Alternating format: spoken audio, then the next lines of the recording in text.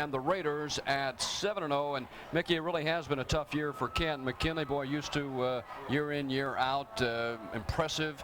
Always seemed to battle Massillon towards the end. This year, though, 2-5, and really a tough finish to last year. And Brian Cross trying to turn this program around. Well, of course, a lot of that success came under the guidance of head coach Tom McDaniel, who's across the sideline now for the Waren Harding Raiders. You're right, Phil. They've had some problems trying to get that coaching situation. I think they got a good one here with Brian Cross at a time. On the flip side, Waren Harding at 7-0. We saw them earlier this year against Buchtel. They struggled a bit in that ball game. Still won the game, undefeated heading into tonight's game, and boy, a packed house to see the hometown Raiders. That's exactly right, and in fact, they're ranked at the time. I think they were ranked 4th in the country, and I don't know how they come up with this type of ranking, but with all of the schools that you have, but I think they're ranked their 4th or 3rd currently at this time. But they struggled, as you said, against Buchtel, and Buchtel, of course, is having a rough season this year. They're going through the city series pretty well, but they're out of conference games. They've gotten torched pretty good, and they did not look that impressive against Harding. So, but they played much better, and a big win over Mooney this season, and they're headed in the right direction. We expect a much better performance. Well, you take a look at Waren Harding, the Raiders quarterback Alex Ingram. He is a senior. Richard Davis, though, a sensational year a year ago, and playing very well. There's a running back also, Delbert Ferguson, and the wide receiver. You know, it's interesting. A lot of teams talk about the quarterbacks and running backs, but they got a good one in Mario Manningham. Yeah, he put on a nice show here when we here before, and he's the go-to guy for Ingram, and keep your eye on him. He's number 1. He's got a lot of speed, 6-foot junior, 175 pounds, and he can motor. Canton McKinnley Bulldogs head coach Brian Cross in his first season, as you mentioned, Mickey, overall 146-78. He was a head coach at Grove City High School for 16 years. He played some high school ball. He was tight end defensive end for this year. It really has been a difficult year. Really, they have not played a complete game, not the intensity he would like, and he's got to have both those things tonight. Yeah, well, he was anxious to get over here and get going. For the state playoffs, we saw a big ball game last night, Hoban and Walsh, and Tyrell Sutton for the Hoban Knights. It looks like certainly Hoban on the way now to another playoff spot. The opening kickoff across the 25 and out near the 30-yard line.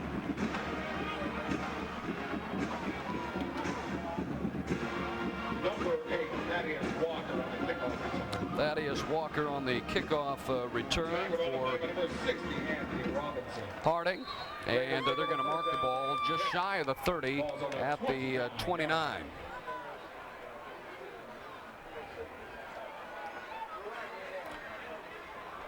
Certainly Canton McKinnley coming in with that 2-5 record, but Harding at 7-0, an unblemished record. They have played very well this year. The fake handoff going to roll, try to put it up.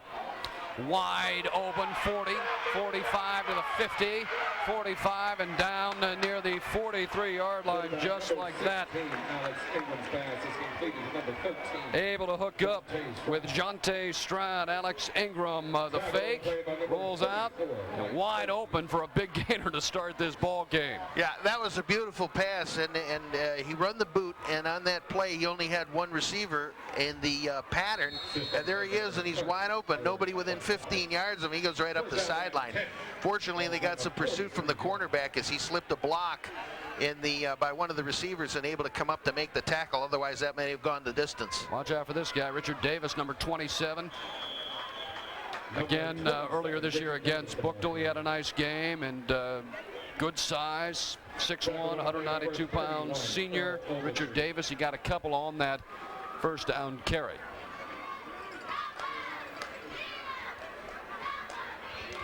There it is there, getting a little bit of a push up front again. Not much there, as a good job defensively by the Bulldogs. They're going to send Pete Sparks out to the right. 2nd down and 8. So Davis picking up a couple on that first down carry. Quarterback himself going to carry it to the 40. Still on his feet to about the 37 for Alex Ingram. Bring up 3rd and short now for Harding. Ingram calling his own number, fakes it to the back of the line, and then he takes off. Actually, that play, but it should have been stopped for no gain. Coming up quickly was Bradley Jones. You'll see him here. Gets a wrap around him, but he can't finish the play here until, actually, that was 31, Ogletree, and he couldn't finish the play there. He should have dropped him right at the line of scrimmage, and instead he able to come up with about 5 yards. Single coverage now on Manningham. He's a speedy wide receiver. Number 1, he split out wide to the left. To the right side, able to bring it in as he turned around after he got by that first down marker. Pete Sparks, the wide receiver, first down and 10. Good protection again by that front wall. Nice little out pattern, moves the chains. And he's thrown 2 safe passes, and he seems to be getting into a rhythm. Now look for him maybe to go downfield. Harding last week beat Youngstown Boardman 43-14. Of course, a year ago, 14-1, the Division I state runner-up. First down and 10. Ball at the Bulldogs 30 for about 5 yards. Davis this time off tackle and got 4 or 5, so it's going to bring up second down and 5. Tackle on the play by number 9, Adams to Davis. As you see, left side getting good push up front. And puts his head down, picks up some good yardage. Jeff Michalakis, a 6'4", 283-pound senior with a good block there. Opens up a little hole. Just underway from Mollenkopf Stadium in Waren. Second down and 5. Davis got 5 on that first down carry. Back in the pocket, right over the middle and wide open. Again going to Sparks. Ingram to Sparks, another first down for Harding. Just moving the ball downfield. Yep, nothing big. This looked like a crossing route, and he fell right in the middle of the field. Was wide open. Slow response there by the McKinnley defense. Yeah, Mike Kirksey finally got him, but after a first down. So Harding now trying to punch it in here on the opening drive. It's been an impressive drive to start this ball game.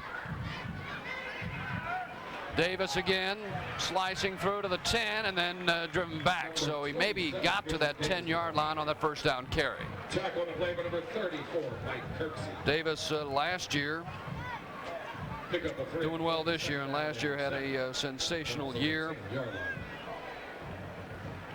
So he was able to rush for 1,460 yards, 15 touchdowns as a junior.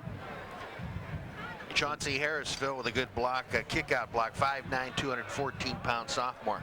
This time they send Manningham out to the left. Now he is in motion. Second down and 7. Davis trying to get down near the 5-yard line. They'll mark it just shy of the 5 at about the 6, and he's going to be a couple yards short of the first down marker.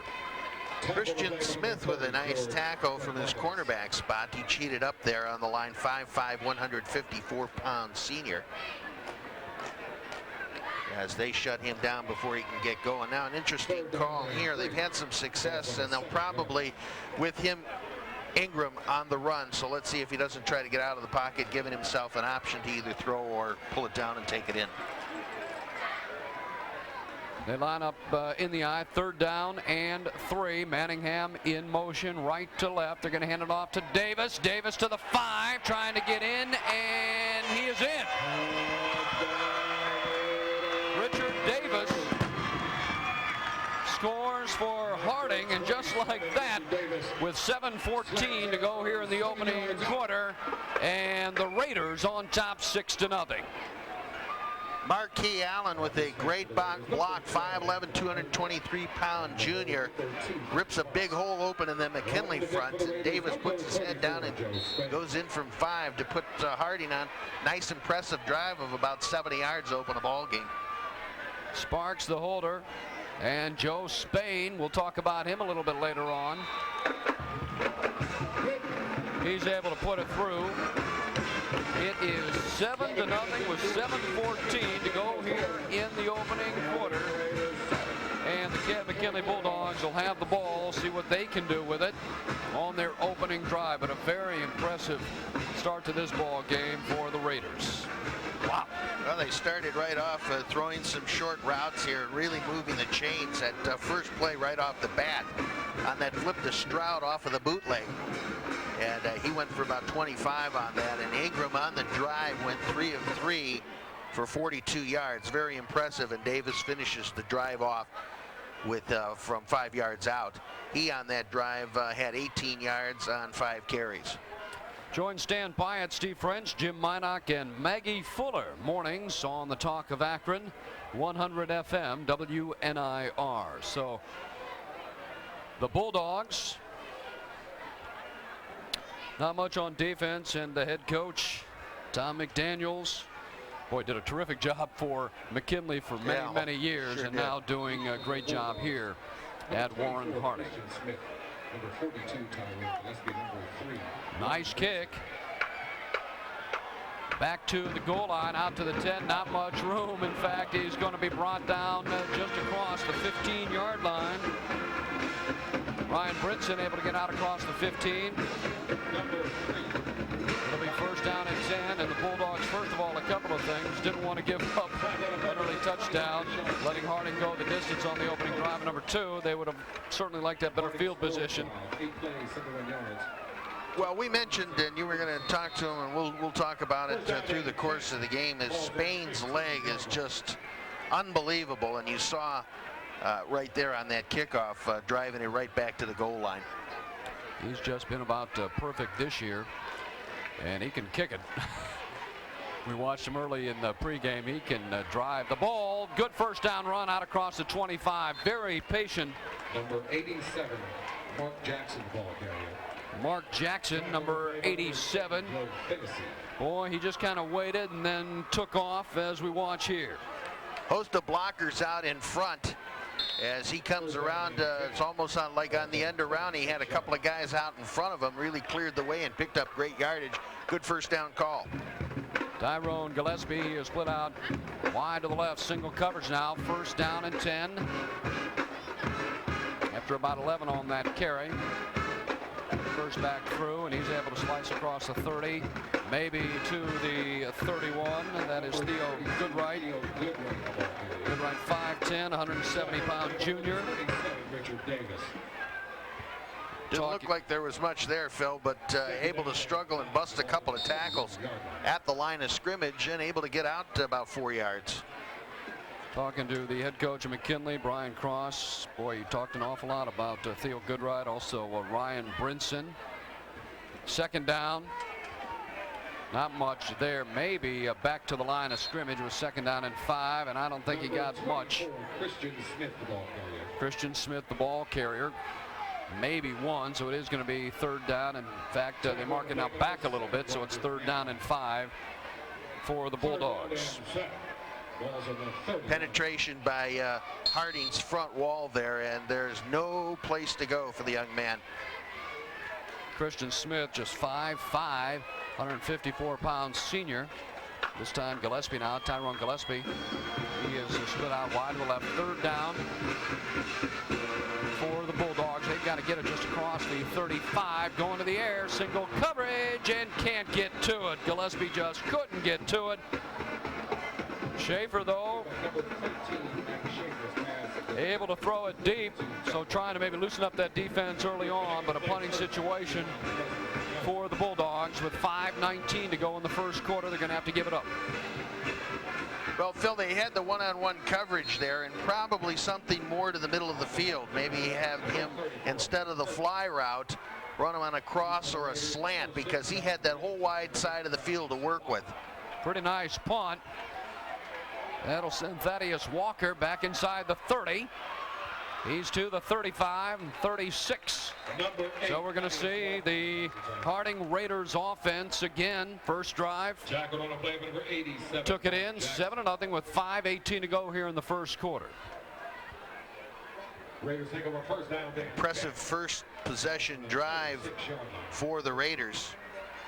Covering about 70 yards for that touchdown drive.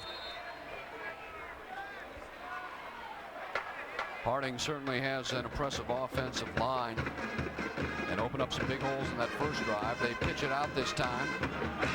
40, still on his feet, midfield, 45, inside the 45-yard line. Delbert Ferguson. He's 6'1", 225 pounds. He's a load. He lowered his shoulder. Nobody hit him, so he just kept on going. And they're going to mark it at the 43. Boy, look at this textbook blocking that he gets. Cuts inside. There's a beautiful kick-out block. And guys are just being peeled back by that offensive front by Waren Harding. Gets a couple receivers blocking downfield, and he's off to the races. This time, twin receivers out to the left. Pete Sparks, also Mario Manningham, number 1. They line up in the eye. First down and 10, once again in Bulldog territory. Crosses the 40 to the 38. Ferguson once again the ball carrier. Good penetration and got 4 yards on that first down carry.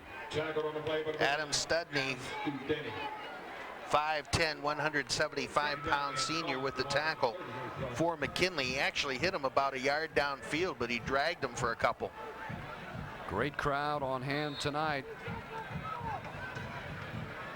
The Raiders just keep on moving, getting ready for state playoff action. Of course, great year last year and a tough finish. Yeah. 2-point loss to Elder in the finals. Looked like a little motion. No flag, though, and it's going to be called, I think, a fumble. Yeah, it is. That's a good call, and they let it sit there. He threw it behind the line of scrimmage. Manningham made a big mistake by at least not trying to cover up that ball, and the Bulldogs are going to take over. See, that's like a long lateral there. You can see it. See, he's behind the quarterback there, so it's almost like a long pitch out, and he's just lollygagging around there. And look at McKinnley go after it and cover it up, and a big turnover there. Now they need to take advantage of this. Great field position out around midfield. They struggled on their first possession. Now they got plenty of room to roam here and maybe can get down here and tie this up. I think Manningham has to realize, you take a look at college and pros, even on a play like that, you got to cover up the ball. You just never know. A little lackadaisical, and the ball turn over now to the Bulldogs. First down carry, trying to get to midfield. Number 32. Not quite. Theo Goodright, the ball carrier. Tackle on the play, number 12. Working on that defense just a little bit for the McKinnley Bulldogs. They've been pushed around early on here. So Goodright, the ball carrier, making his way, but look at that 6'7" Raiders on top of him. Hard pursuit, Phil, by the Harding defense. We saw that against Bookdale earlier in the year. We've seen it in the early going. They maybe need to run a couple of misdirection plays in there to get them flowing one way and come back the other. Jackson out to the right, Gillespie to the left, back in the pocket, looking, can't find anybody. Still can't find him, and I just throws it out of bounds.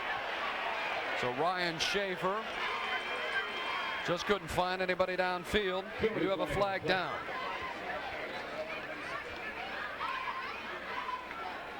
Schaefer's pass is intended for number 42. He's outside the tackle box, so he's able to throw it out. I just don't know what the call is. It looks like they're going to mark it against McKinnley. It was thrown right where he went out of bounds.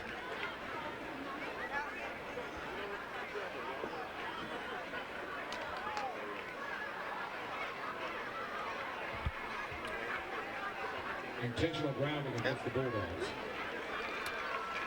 So it is going to be a loss of down on that play. Intentional grounding. Plus the yardage, which is really going to put him in a hole. Third down and 17. Third down and 19. Ball's in the 38-yard line. They do have decent field position, 37. As you mentioned, maybe trying to go over the middle or trying to hit something, maybe a quick pass and turn it upfield instead of just throwing the ball long here. So we'll have to wait and see for the Bulldogs. He's got one-on-one to the near side of the field here. See if maybe he doesn't try to go that way. Gillespie, he is out wide to the right. Oh, and they're coming, and they've sacked Schaefer. Back at the 30. Wow, was he in there? Ben Elser, he came in and just took down Schaefer. He didn't have a chance, and the Bulldogs going to have to punt it away. And that's the responsibility of the back to pick up that blitz on that side, and he just missed it. was a fake handoff, and it looked like he was going to sprint to the right and go to that receiver that had single coverage on the near side. And the blitz came from there, and nobody picked him up, and he went down in a heap. They start the drive out around the 50-yard line, and they're pinned back about 20. Salem kicks it out of bounds. So Harding's going to have excellent field position to start this drive, and the Raiders on top 7-0 with 2:11 to go here in the opening quarter. See, and Phil, when you're playing a good team like Harding, you can't let these situations go by. When they force the turnover, you got to take advantage of it. And instead, now everything collapsed. Now you give the ball back to Harding at midfield. Well, we've watched the Harding offensive line push McKinnley pretty much all over the field here. And boy, nobody in sight. 35-30 off to the races for the touchdown. Thaddeus Walker, nobody touched him. And he will go in for the score. And the Raiders on top, 13-0 with 2:11 remaining here in the opening quarter. Wow.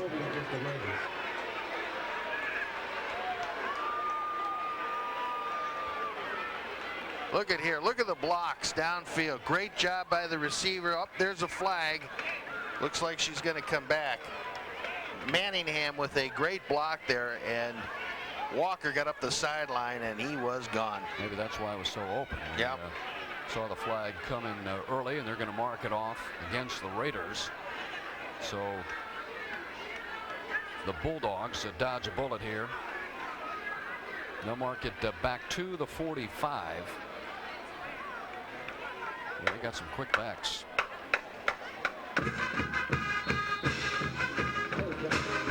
That'll bring up first down and 17. This time Sparks along with Manningham out to the right.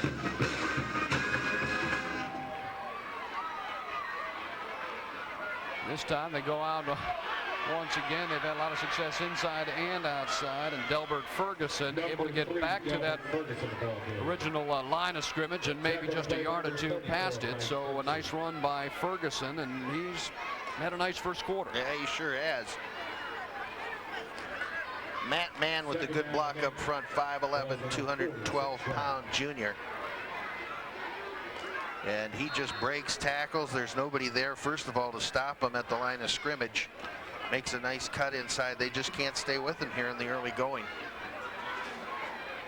Second down and 8, so give Ferguson 9 on that carry. Close to that first down marker again inside the 40. Number 8, Thaddeus Walker. As Thaddeus Walker, who took it the distance just a moment ago, but the penalty erased the long gainer and the touchdown. But Walker near that first down marker, about a half-yard shy. Look at the linebackers are nowhere to be found here.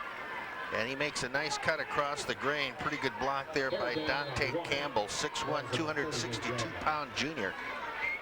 But they're getting into the secondary. The linebackers are getting blown out. Defensive line handled easily. And the corners are having to come up too quickly to make the stops 8-10 yards downfield. Third down and about a half yard now for Harding. First down and much, much more for Ferguson. Inside the 35. Number 3, Delbert Ferguson. They'll mark it at about the 32-yard line. First down and 10. Another first down for Harding. An impressive first quarter. It's been all Raiders. Off tackle, he cuts up inside, slips a tackle there, takes it down for a first down.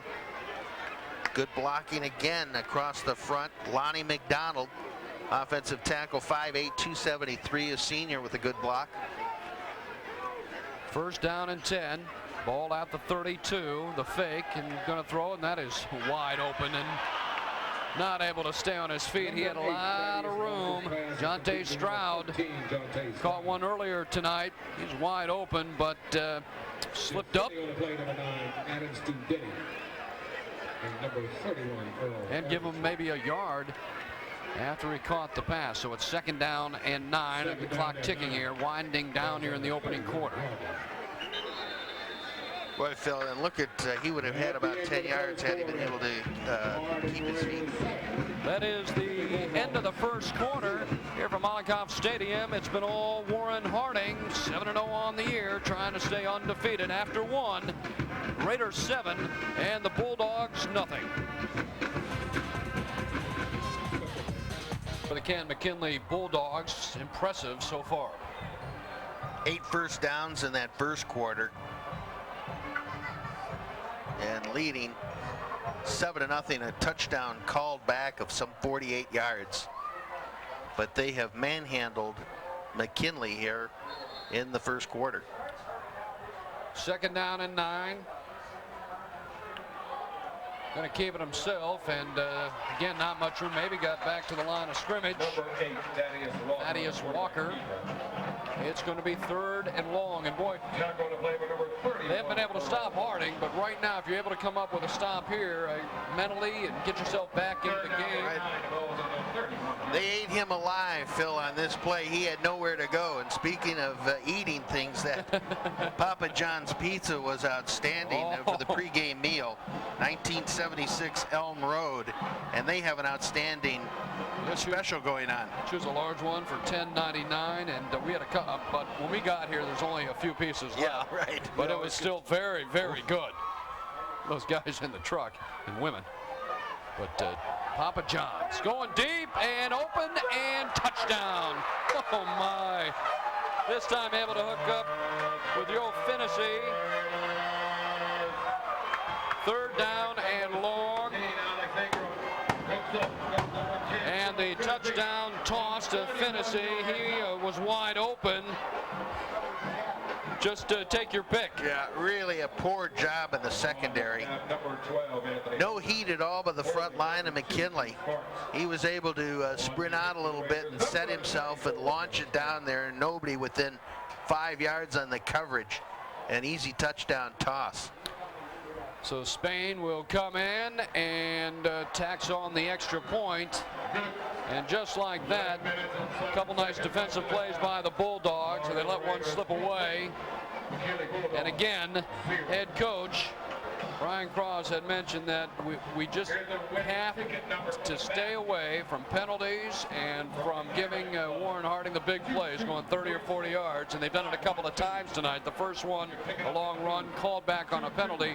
Here, a couple of guys wide open in the end zone, and Finnessy able to come up with the touchdown catch, and it's 14-0.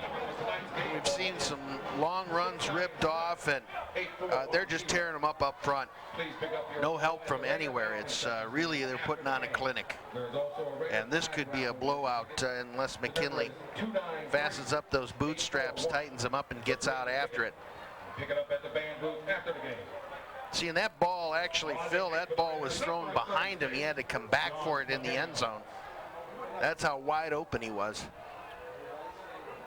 Deep for the Bulldogs, number 24. Deep for the Bulldogs, number 24, Christian Smith. Also number 3, Ryan Brinson, the speed demon at 5'10", 170-pound junior. He is number 3. And boy, another fine kick.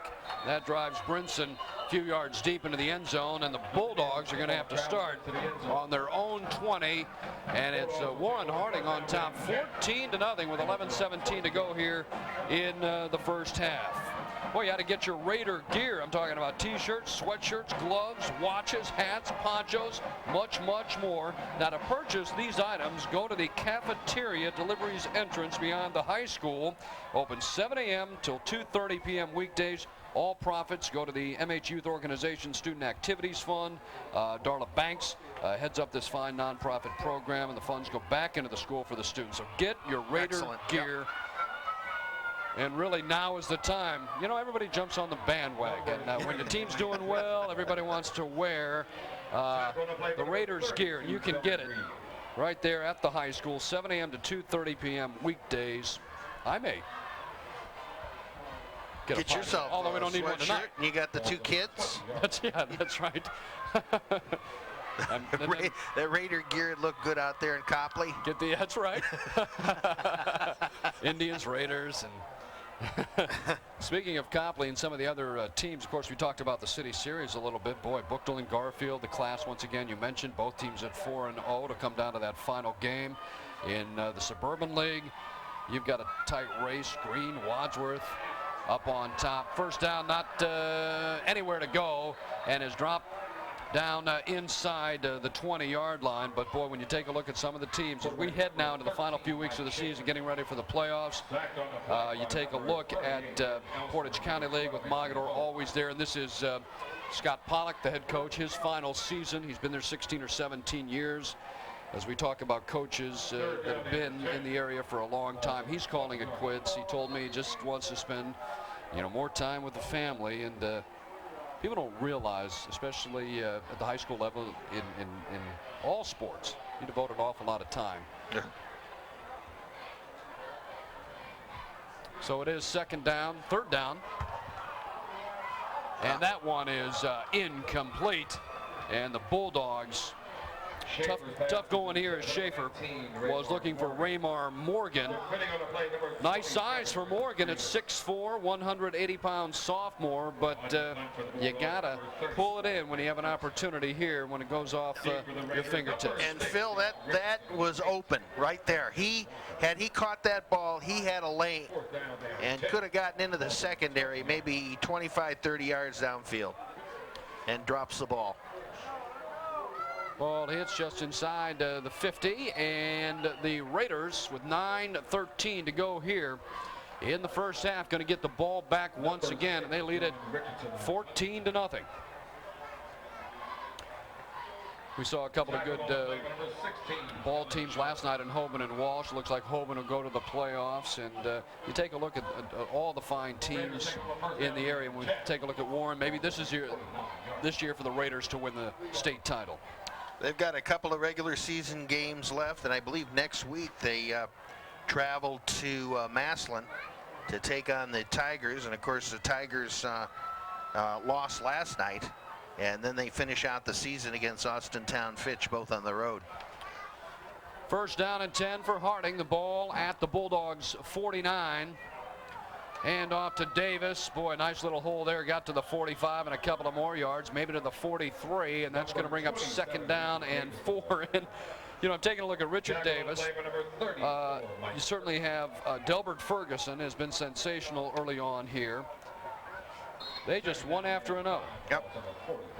This is Davis's turn now in the backfield, and he's able to get about 5 on that carry. Second back pops through, and nobody touches him for 4 or 5 yards downfield. And again, a lot of credit goes to those big guys right up front. Second down and 5. Ingram going to take it himself, turns it up, able to get the first down. A nice run by Alex Ingram. So you have all the backs, and then Ingram also has done a nice job throwing the ball, and he's run a couple of times tonight. So that's a first down for the Raiders. Number 10 on the night. Nice tackle by Antoine Height, 6'3", 285 junior for the McKinnley Bulldogs. He prevents him from getting up. Big number 84. Watch him come from there behind there and pull him down before he can get up the sideline for an additional 10. Well, they're going to look like he had the first down, but they're going to bring the chains in. 8:11 to go here in the first half. It is 14-0 Raiders. They had one touchdown called back because of a penalty. The Bulldogs really haven't been able to move the ball on offense. Couple of decent runs, and you had mentioned too the one little swing pass was open, so they're able to maybe work on a couple of things next time they get the ball. But on defense, that offensive line of Harding. Yep, just controlling things. First down and 10. And again, not a good job by the linebacking crew of McKinnley. They're not filling the holes. The defensive front is getting beat. The linebackers have got to fill those holes. That's why they're ripping off 5, 6, 8 yards of crack. First down and 10. Fennessy in motion right to left. Going to swing it out here to Davis. He's to the 35 and the 30 inside. We have a flag down as he was dropped inside the 30. Number 16, Alex Ingram's pass is completed to number 26, Ingram to Alex English. Tackle on the play by number 9, Adams to Denning. There's a penalty flag. Dante Campbell got out and threw a pretty good block there. 6'1", 262 and a junior. This is the same play that they actually had the fumble and the turnover with. A little flip into the flat. And he gets behind that good block there, cuts outside. Not sure where the penalty. The flag actually came a few yards downfield.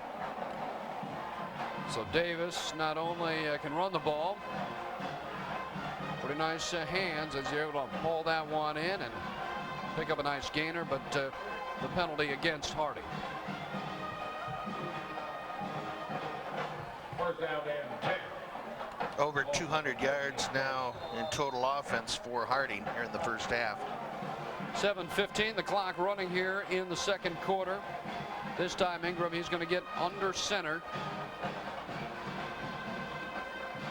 Pitches it back to Davis this time. Open room, stiff arm, and taken out of bounds at the 33. Tackle to play by number 9, Adams. Good stiff arm as he tried to turn the corner there. Picked up an additional 4 yards after the stiff arm. Got him right on the helmet there. Adams to Denny, number 9, able to bring him down at the end of this play. Second down and 6. Ball 33 yards. Second down and 6. Keep talking about it, but you just, if you're on the sideline for the Canton McKinnley Bulldogs, you really just like to see the defense make one stop here, get the ball, even if you're down 14-0 at halftime, maybe something to build on, but they've gotten burned a couple of times, some big plays. This time, once again, Richard Davis, the ball carrier, picked up 4 yards. It's going to be third down and a couple as they move it near the 30. Davis had the first touchdown for Harding tonight. Injured player. Good push outside, and then he cut back inside as we have a Harding player down on the field. I kind of like to see that we talked about the kicker, Joe Spain, 5'9", 150 pounds. He's got quite a leg. I mean, last year he was 46 of 48 in extra points, 5 or 6 field goals, and of course this would be a long. I just like to see him get out there and give it a shot from 40 yards or so. But we watched him drill the ball pre-game here into the end zone, and once again the injured player on the field. So 14-0 in favor of the Raiders over the Canton McKinnley Bulldogs. And we're not used to it with Canton McKinnley being at 2-5. Usually you're talking maybe the reverse record of 5-2 or 6-1 going into a ball game like this. They've had so many great years. It's up to the Penguins defense. Better get their act together in a hurry, because that is a very tough league. And in fact, on their schedule, they had quite a few opponents this year from the Federal League, and they've struggled against them, as they lost to Perry and Jackson earlier in the season. Yep. And they're going to have to get things turned around in a hurry, otherwise that league will blow you away. It's a tough league. Coming off the field is the outstanding running back Richard Davis, being helped off the field.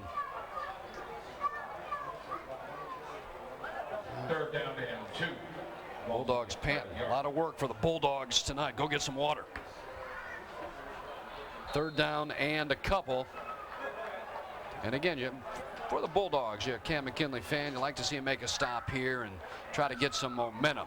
They haven't really been able to get anything going on offense tonight. Defense not able to do it, but right there, able to stick him in the backfield.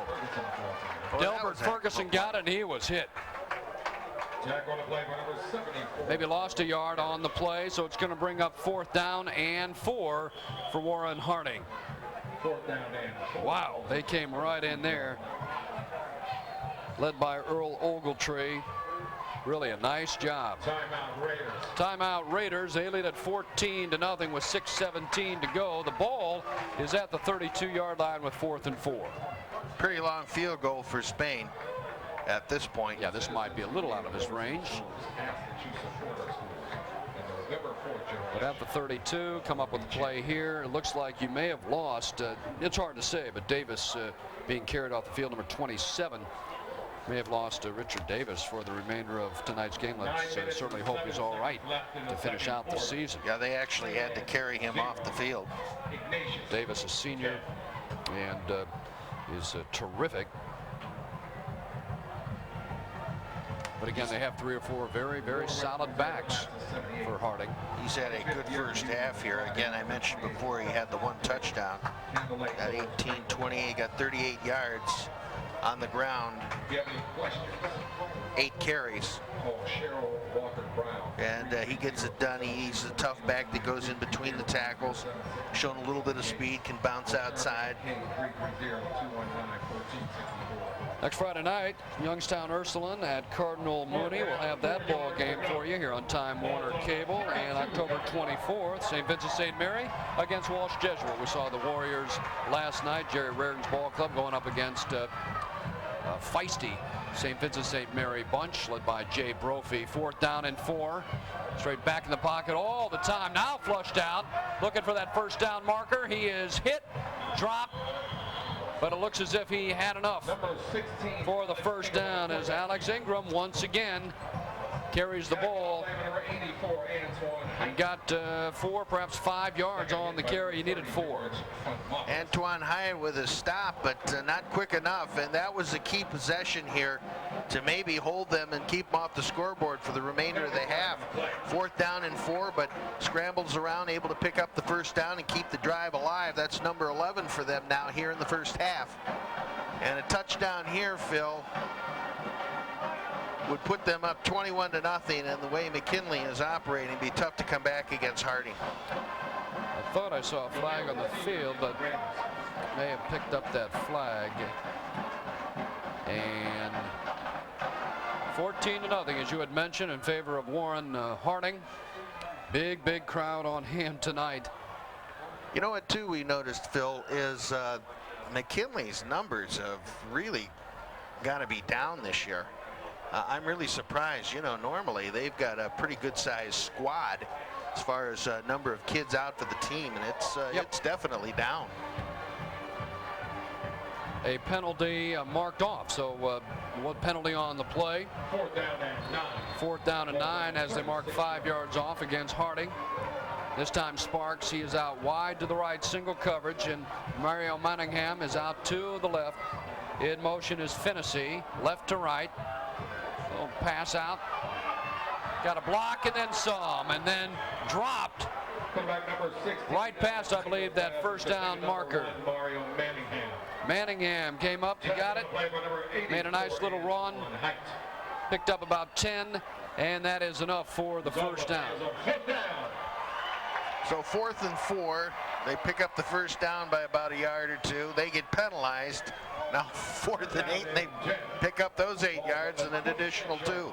He does a nice job after catching the ball. But you had mentioned when we saw Canton McKinnley come out bunched up, and if you were surprised, I was surprised. It didn't seem like the numbers there for the Bulldogs as they spread out on the sideline a little bit bigger, but appears the numbers are down for the Bulldogs this year. First down carry, hit at the line of scrimmage, still on his feet, the little stiff arm. And Ferguson does a nice job after initially hit at the line of scrimmage. He shakes 3 tackles right at the line of scrimmage and then bounces outside for a nice gain. Malik Abdul-Zahir on the tackle, but boy, hit right there, got to wrap him up and bring him down. 1, 2, another guy coming in, 3, shake and bake move there and misses him. Got another 3 or 4 yards, so it's 2nd down and 3. Really, play like that would have gone maybe for a yard or 2, and it goes for 7. 2nd down and 3, 6:16 to go here in the first half, and the Raiders on top, 14-0. We do have a timeout on the field, trying to get his ball club fired up. Once again, Brian Cross, first season overall, 146 and 78. Was a head coach at Grove City High School for 16 years. He talked about the intensity. A couple of times on the phone when I was talking to him, he said, you know, we got to get the team going. At times we play really pretty well. and we get strong. And it seems tonight, just a little bit, they've had some pretty good plays, and then all of a sudden, little mental lapses here and there. The touchdown, the long run for a touchdown was called back, and then also another touchdown pass, Finney wide open in the end zone. One thing about high school football too, Phil, you can recover in a hurry. You get a good class coming up of youngsters and start to build on that, and they can get healthy in a hurry. May not be this year, obviously, with a 2-5 start, trying to finish strong here, but they've got some talented underclassmen here with some kids coming along. It won't be too long before he's got this program back where it was. Ingram in the shotgun, 2nd down and 3 for Harding, and pulls it out of Ferguson's gut, takes it himself, and he goes down maybe a couple of yards back, loses a couple on that play, so it's going to bring up now 3rd down. And long for Harding. Well, maybe that tongue lashing he got through to some guys there as they came fired up that time. Looks like they shot the outside linebacker, able to gobble him up and drop him for a loss. Earl Ogletree on that stop, 6 foot, 194 and a senior. 3rd down and 8. The Raiders have had success on the ground and through the air, able to hook up with wide receivers, a couple of nice ones for Harding and Manningham and Sparks. We'll see what they do here. They line up in the eye, 3rd down and 8. Straight back in the pocket, Ingram, and that one is incomplete, and he had some blockers out in front of him trying to dump it off to Delbert Ferguson, and could have had the 1st down and more on that play, but it falls incomplete. 4th down and 8. They had the screen set up over there to the left, but watch on just a 3-man rush, putting some heat on there. Of course, they're going to let him come through because they're setting the screen up, but Antoine Height got there pretty quick. And a poorly thrown ball here. Now you're going to see Spain go to work. All right. We're going to see him try. It's going to be about a 41-yard field goal. Timeout goal. Set it down at about the 31. Make it 41. We have a timeout on the field with 5:15 to go here in the 1st half. So something positive here on defense with the Bulldogs, able to come up with a decent defensive stand. He may be talking to, just kind of heads up, watch for the fake. Because at this point, this would be a nice stand at 14-0. Get the football back. It looked like the drive was going to be completed for another 7 and really bury the Bulldogs here. But at a good stand here, now forcing a very long field goal. He wants to make sure everybody's heads up. Watch for that fake.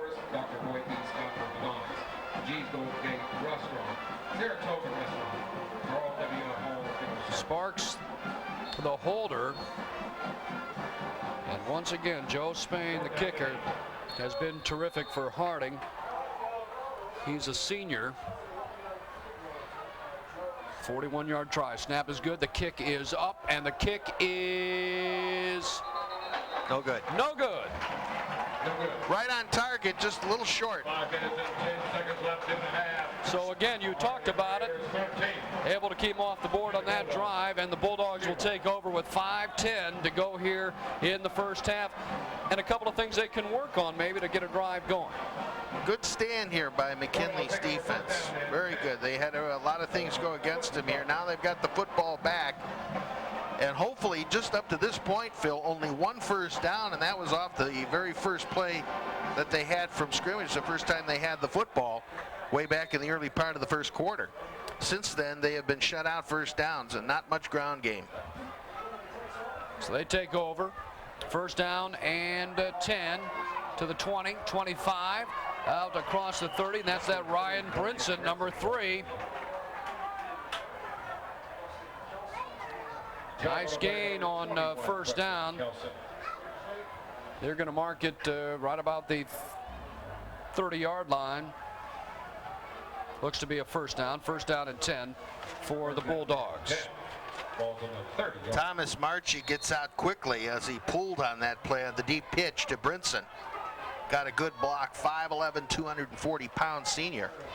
And you see Brinson lower his shoulder. Excellent run by the junior. Schaefer, the quarterback, first back through, keeping his feet moving. Maybe a couple of yards, so it's going to bring up 2nd down and 8, 4:12 clock running here in the first half. 34, Mike Kirksey, the ball carrier. Mike Kirksey, the ball carrier for Canton McKinnley on that one. The fullback, he's 5'9", 180-pound sophomore, so he's got a couple of years left. So Kirksey as that fullback, good size at 180 pounds, and then you also have Brinson at that running back position, trying to mix it up just a little bit. 2nd down and 7, so they gave him 3 on that carry. Schaefer under center. Brinson in motion, second back through, it's open, 40 to the 45, a first down and more inside Harding territory. A nice run by Mark Jackson. We've called his name a couple of times tonight, and each time it's certainly been positive.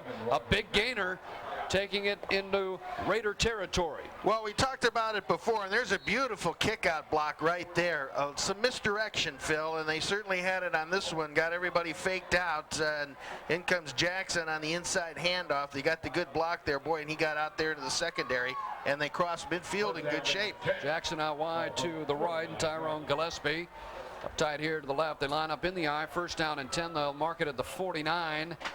Schaefer back in the pocket. Here comes the rush, and he is going to go down inside the 40. Number 13, Mike Schaefer, a sack on the play for number 12, Anthony Hope. Anthony Hope came in and able to dump Schaefer right at the 40-yard line, so it's a big loss. That's tough, too. This kid can throw the football. He just has not had any time whatsoever. Well, he was rolling away from the pursuit, and Hoke did a nice job, able to bring him down right at the 40, so it's going to be 2nd down and 21. Schaefer gets the call from the sidelines. They get 3 or 4 nice plays, and then you have the big sack. Tears them back. Got to give Harding's defense a lot of credit, and this is the way they've played the entire season. 2nd down and long. Going to pitch it out this time. Not much running room for Brinson. Got a couple of yards up near the 43, but it's going to be 3rd down and 18 with 2:45 and the clock rolling here in the first half. 2 minutes and 13 seconds left in the half. There's a quick look at the great penetration on the part of Harding's front line to get the linebacker to make him cut back to the inside. He got plenty of help. Stroud comes over to finish it off there. 6'1", 211, and a senior makes the stop. Jackson again split out wide to the right. Gillespie to the left. 3rd down and long. 3rd and about 18. Try to get that screen set up, and it's 50, 45, 40. Gillespie, 30, 25, 20, finally hammered out of bounds inside the 20 as Gillespie taking the Schaefer pass over the middle, and that opened up, and he took it to the right side. Wow. A big gainer. Watch these moves, too. Beautiful cut there, and swings out to the outside, and it's a foot race. Just 5'5", and his little legs were churning. 1st down and 10. Great individual effort, and that time Schaefer got a little bit of protection and opened up big time for the Bulldogs. 1st down and 10 for Canton McKinnley, and the ball at Harding's 18-yard line. To the 15, still on his feet, to the 10, inside the 10. It looks like it's going to be close to another 1st down. Ryan Brinson, the workhorse, again, 10 or 11 yards. Well, he gets some good blocking downfield by that front line, and then he picks his holes, weaves in, bobs and weaves and cuts, and finds a little bit of space. Excellent kick-out block there again. And he's had a good job on the offensive line there. Thomas Marchie, 5'11", 240 senior. Well, if Canton McKinnley can put it in the end zone, it would be very interesting at 14-7, because Harding has outplayed McKinnley for much of this first half. 2nd down and 1, ball at the 9. Schaefer, he's going to pass it in the flat, wide open, touchdown, and the McKinnley Bulldogs. Antoine Height, the tight end, 6'3", 285-pound junior, wide open. able to bring it in, and the Bulldogs on the scoreboard. Wow, 14-6 with 1:06 to go here in the opening half. How about that? Slips out there in the flat, nobody covering him, and just turns around and goes right in. Great play call. Here we were talking, McKinnley buried that, and they make the big stop defensively and go right down the field for 6. Extra point is up, and it is good. John Dickerson putting it through, and it is 14-7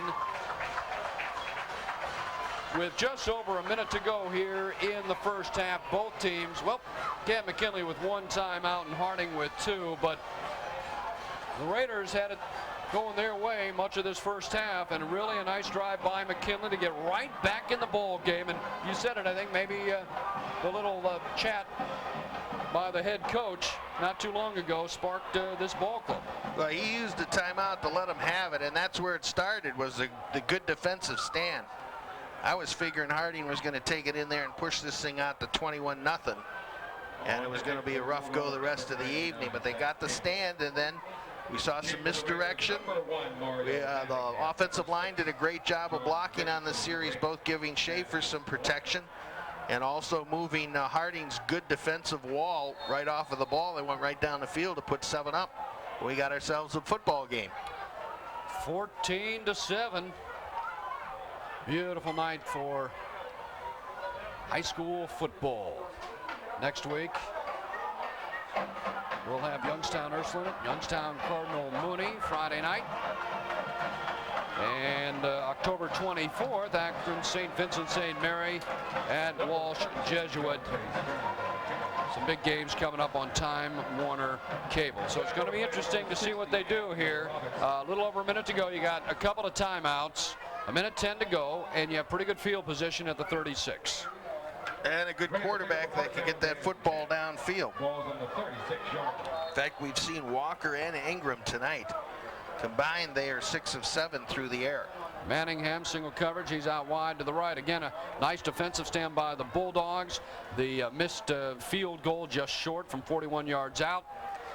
Quarterback's going to take it himself across the 40. Good push up front. Able to get to 8 or 9 yards. And then the Bulldogs take over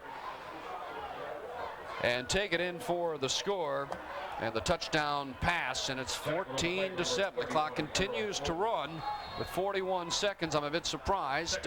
Maybe not use a timeout. They're near midfield at the 44 right now. Little pass to the outside, and that one is incomplete. So it's going to be 3rd down and 2.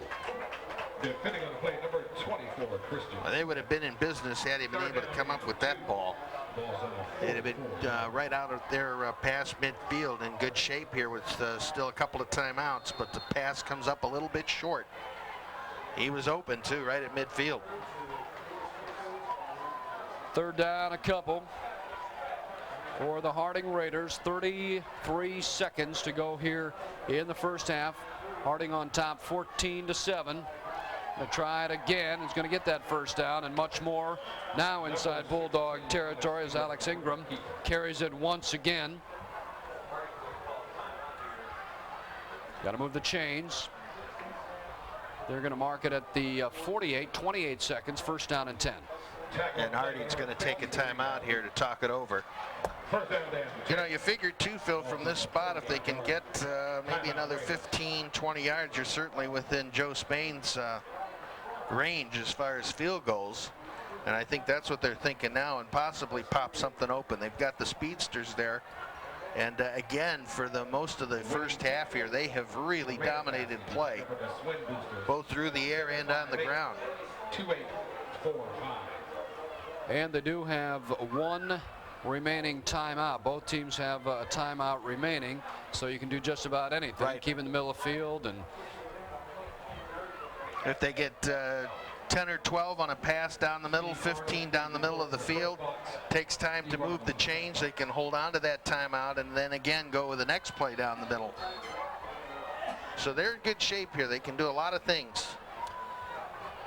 28 seconds remaining here in the first half. Band getting ready to come out on the field. Be careful because Don't want to come out there too early. Had that happen in the college game one time, remember? Yep. Was that Colorado State? Straight back in the pocket. Little swing pass, 45, 40, still on his feet to the 35. Elusive Mario Manningham. And that is another first down, and they will stop the clock to move the chains. 20 seconds. Remember, one timeout to go. First down and 10. Ball at the 33. Going to spike it. 17 seconds on the clock and bring up second down and 10. Just what you talked about. Move the chains. You've got some time here. 17 seconds. Still a timeout to go to save in case you want to get that field goal unit in. And, you know, they've had some guys wide open. That touchdown pass in the end zone. And that hitch route really opened up nicely. That offensive line of Harding's, which is outstanding.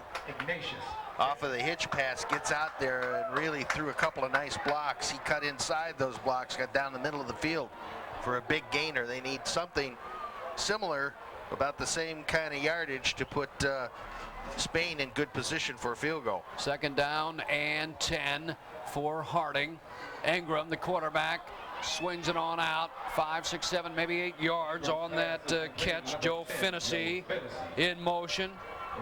Cutting across, getting the pass, getting out of bounds. 14 seconds on the clock. Doing a nice job of moving the ball here. Second down and 7. Join me and Joe Finan every afternoon from 3 to 7 on the Talk of Akron, 100 FM WNIR. So still, they've been able to save that one timeout. This time Manningham is out wide to the left and Pete Sparks out to the right. Single coverage. Second down and 7 in the shotgun now. Ingram straight back in the pocket, looks to the left side, and it is incomplete. Ingram's pass is intended for number 1. Took 4 seconds off the clock, down to 10. Well, he had Stroud on a curl route right down around the 20-yard line. And he rifled it in there. He could have turned up for at least another 5, maybe 7 yards and used the timeout to get that field goal done. He concentrated on getting the ball to the outside receiver and missed the man open. Ball at the 29-yard line, fourth down and 7. 10 seconds to go here in the first half. Ingram back in the pocket, rifles it, caught at the 5, down to the 3-yard line. Number 16, Alex Ingram. Jonte Stroud able to come up with that one with 4 seconds remaining. Timeout, Harding. That's their final timeout for the Raiders. Great protection and a beautifully thrown ball right in there, and a great leaping catch. Jonte Stroud coming down with it. Abdul Zahir with the touchdown saving tackle, 5'9", 160-pound senior in the secondary.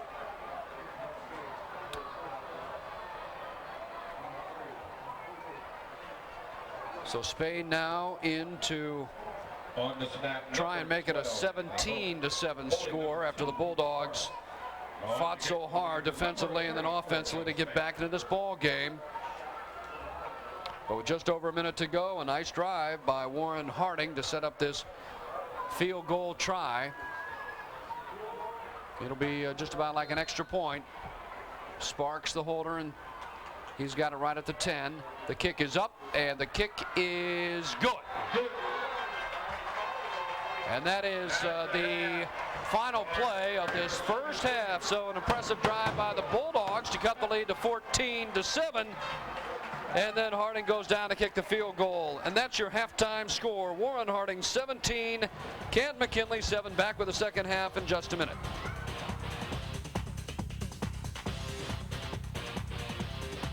Tonight's exciting Northeast Ohio high school football action is brought to McKinnley Bulldogs really close strong. As you can see, the statistics dominated by the Raiders. The key right there, obviously, is the 136 yards passing. Quarterbacks did a great job moving the football through the air. Offense, and possibly Harding could have been up by another 7 or 10 points, but it is 17-7.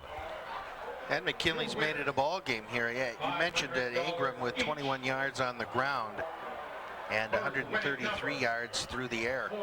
So he has been very impressive through the one touchdown pass. Schaefer, on the other hand, 2 of 4 for McKinley, just does not have the protection.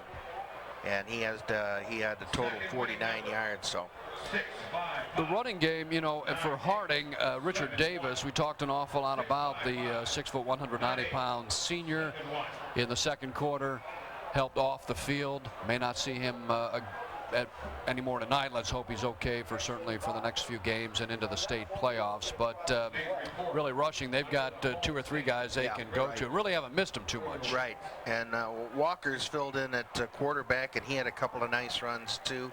So he can carry a ball. They have a multitude of running backs that they can plug in there. They can carry the ball and be effective. And of course, that offensive line has always been dominant, as they were here in the first half, and we expect it to do the same here in the second half. Delbert Ferguson for Waren Harding, 6 carries, 48 yards, 8 yards a carry. And we mentioned Richard Davis carried the ball 8 times for 34 yards. Alex Ingram, 5 for 21 yards on the other side of the ball for McKinley. Mark Jackson, 2 carries, 28 yards, and Ryan Brinson, 4 carries for 22 yards. Schaefer, really the quarterback for McKinley, hasn't had much time to get back and set up and throw the ball. Well, as you mentioned, there's Davis coming out there. Good sign. Still, limping a little bit. We'll have to see if he'll be carrying the football. You know, with the Raiders going so well, Phil, you want to get out there and get your Raider gear, and they have a lot of stuff that you can purchase. The Raiders. Oh, yeah, you got to love it. Get your Raider gear, T-shirts, sweatshirts, gloves, watches, hats. They've got it all. Ponchos. Going to need it there. Got rain coming up here and probably snow and much, much more. And to purchase these items, you can go to the cafeteria deliveries entrance. That is behind the school, open bright and early, 7 a.m. until 2:30 p.m. weekdays. And all profits go to the MH Youth Organization Student Activities Fund and Darla Banks. All right, Darla heads up this fine nonprofit program. The funds go back into the school for the students.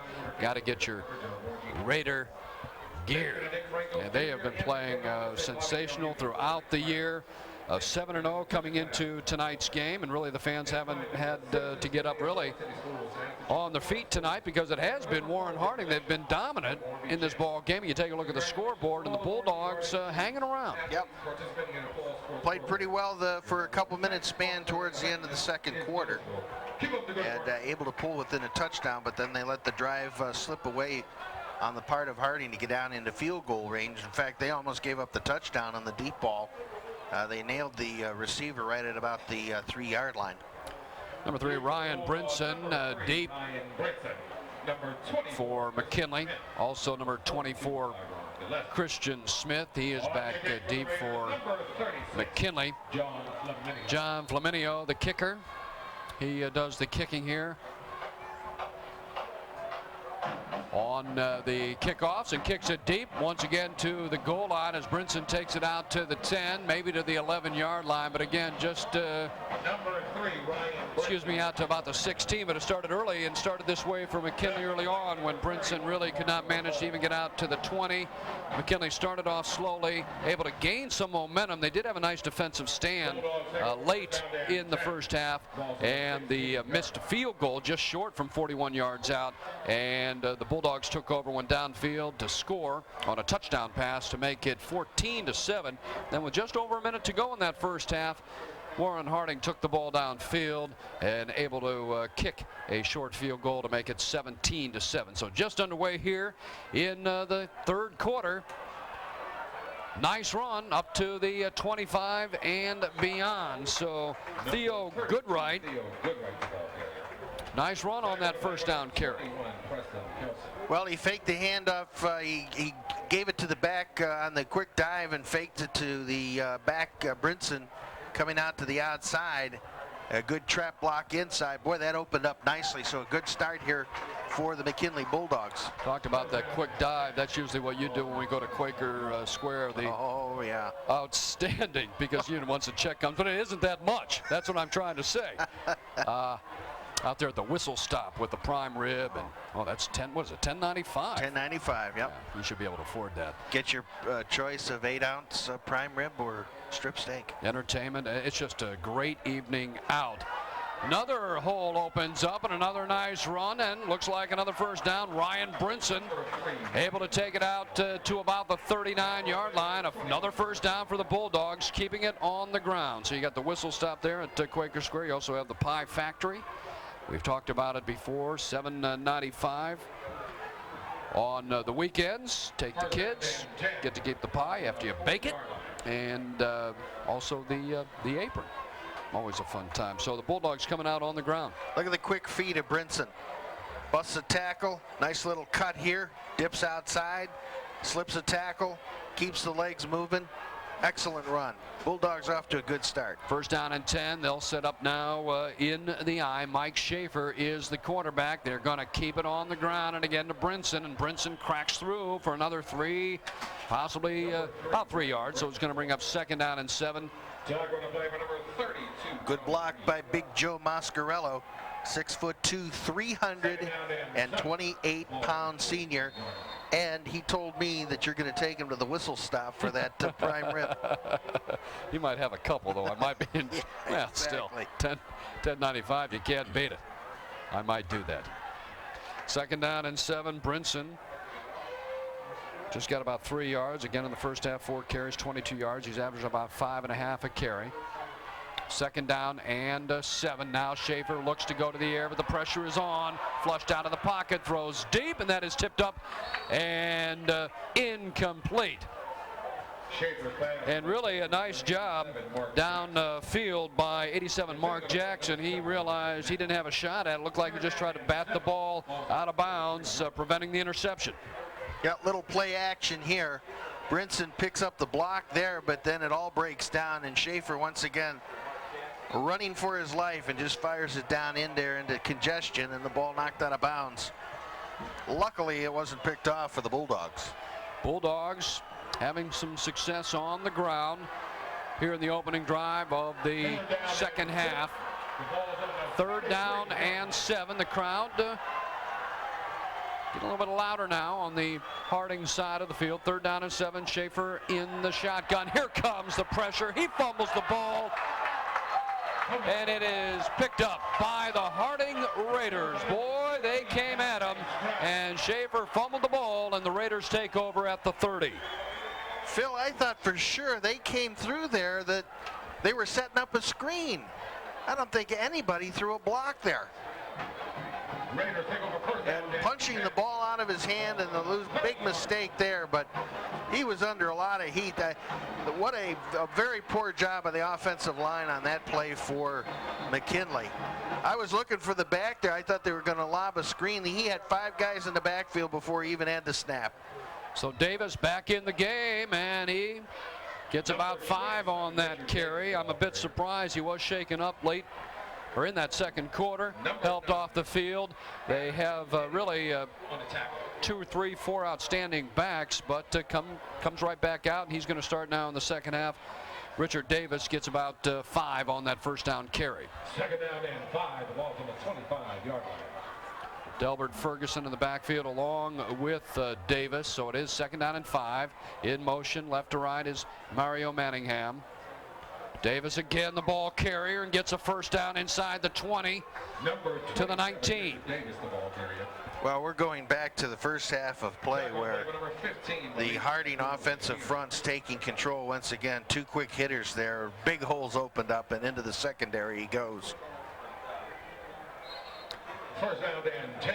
Got about 5 before 6 yards before he's brought down. First down and 10. Ball at the Bulldogs 19 after Canton McKinnley just turned it over on the fumble. This time Manningham and Pete Sparks, twin receivers out to the right. Again in the backfield you have the pitch back to Davis, and Davis with the penalty marker down, and Davis goes down, but another nice gainer. Yep, flag right in the midst of that. McKinnley was running that 3-4 fill, and those linebackers are just getting peeled, and they're nowhere to be found on these runs. We had the same problem in the first half. See, get the pitch out. He gets the blockers out in front of him, makes a nice cut here. Can't pick up where the flag. There it comes in there late. To mark it all the way back to the 29. So again, the penalty against Harding. Everything looks okay there. First down and 20. First down and 20. Harding able to go to the air. Alex Ingram, his favorite receiver. Stroud, he caught 3 in that first half. Fennessy a couple. Also Manningham and Sparks also with 2 receptions in that first half. So he's spreading it around. First down and 20. Straight back in the pocket. Setting it up. Swings it out to the 30, 25. Still on his feet near the 20. Delbert Ferguson out of the backfield. And a nice gainer on the first down. Yeah, good screen set up there over on the short side of the field. That may have really been big had they come back to the other side. There he slips through, fakes like he's going to block. There's a nice little toss out in front. He's got a couple of blockers out in front of him, makes a nice cut, and puts up real good yardage. 8 minutes to go here in the third quarter. Harding on top, 17-7. Looking for more here. First possession for the Raiders here in the third quarter. Second down, they gave him 9, so it is second down and 11. Ingram looking all the way over here to Manningham. He's got it at the 15. Takes it near that first down marker. I think they're going to mark him out at about the 11. So Ingram hooks up this time with Manningham. It looks like a third down and maybe a yard. Again, just a little hitch route there and makes the catch, puts a couple of juke moves on and turns upfield and comes up close to the first down. Charles Keenan to the press box. Charles Keenan, please report to the press box. Third down and short. The up back is Ferguson, also in the backfield, Richard Davis. Manningham in motion left to right. Davis the ball carrier. Oh, he hits the 10, the 5, and taken down at about the 3, and it's going to be first down and goal. So Davis, the workhorse on this opening drive in the third quarter. Actually had 2 holes to pick from here. One right there, one to his left. He chose the one to the right, makes a good cut there. First down, good blocking again up front by Harding. Davis had 34 yards rushing in the first half. Of course, he was injured, but he's got about that here to start the third quarter. And they go to Davis again, and Davis goes into the end zone. And just like that, after the turnover, Harding takes it in and goes on top 23-7. Well, the turnover comes back to haunt him. It looked like they were trying to put something together here to start the third quarter. I'm talking about the McKinnley Bulldogs. And then the big turnover. And Harding takes it right down the field and puts 7 more up, and now once again has taken command of this football game. Sparks, the holder in Spain, will try to make it 24-7. Plenty of leg. And it is up, and it is good. So the Raiders on top by the score of 24-7, just like they did to start the ball game. They moved the ball downfield for a score, and they capitalize. As you had mentioned, the Bulldogs are moving the ball on the ground, and the fumble, though, by the quarterback at the 30, and then the Raiders take it in, mainly because of a Richard Davis on that drive, and it is 24-7 in favor of the Raiders with 7:22 to go here in the third quarter. Harding's opening drive to start the football game, going 70 yards and primarily on the ground, throwing mixing a couple of passes in there, but you could see right then and there that the domination of the offensive line over the McKinnley front wall was evident right in the first drive. Now they get the football back here on the turnover, and it looked like after the strong play towards the end of the first half, McKinnley was going to get back into this. Then the big mistake, and again coming back and controlling the football, going right down the field here in the nice drive and putting 7 more up, and now a nice comfortable 24-7 lead. Flaminio kicks it deep once again right to the goal line. And so the Bulldogs, boy, he's got a leg too. You got Flaminio, you got both of them. Also Joe Spain, the field goal kicker.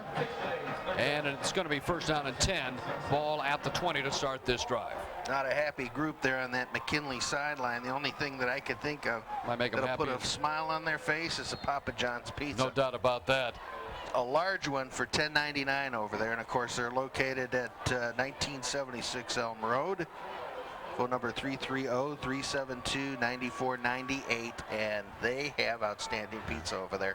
They don't skimp on the cheese and pepperonis and things. It is just delicious. First down carry, and boy, taken down. That play went nowhere and lost a few yards, about 4. So it's going to bring up second down and 14. And really Harding has come out fired up on defense with that turnover. And then on offense, they come in and score 7. And the Bulldogs now stunned just a bit. Poor blocking on that sweep. Brinson had nowhere to go. And Mascarello, who's done a pretty good job tonight, missed his block that time on the sweep. Too many guys over there, and Harding able to throw Brinson for a big loss. Not much to cheer about for the Bulldogs tonight. They did have the score late in the first half. Second down, and again, not much. Well, that's that counter coming back inside. This time they run it with Brinson. It opened up nicely earlier in the ball game, but this time Harding looking for it, seals it before it can get started. Third down and 14 deep in your own territory, and you're down 24-7. Take a look for maybe a safe type of pass. There was one play in the second quarter. They had the wide receiver open, not a very good pass, but 5 yards or so, and maybe they'll hook up with a short pass and try to get something positive on this third down play. In the shotgun, straight back looking over the middle. Nobody's even looking for it except for the defender. Intended for Gillespie. And it falls incomplete. So Canton McKinnley is going to have to punt the ball away, and the Raiders going to get excellent field position. Yeah, Joe Finisi actually almost had an interception there. 5'10", 165-pound senior almost comes up with the interception. And you were right, Phil. There was really nobody there on the part of McKinnley, and a poor punt to boot. And Harding will take over in McKinnley territory at the 42. First down and 10 with 5 minutes and 33 seconds to go here in the third quarter.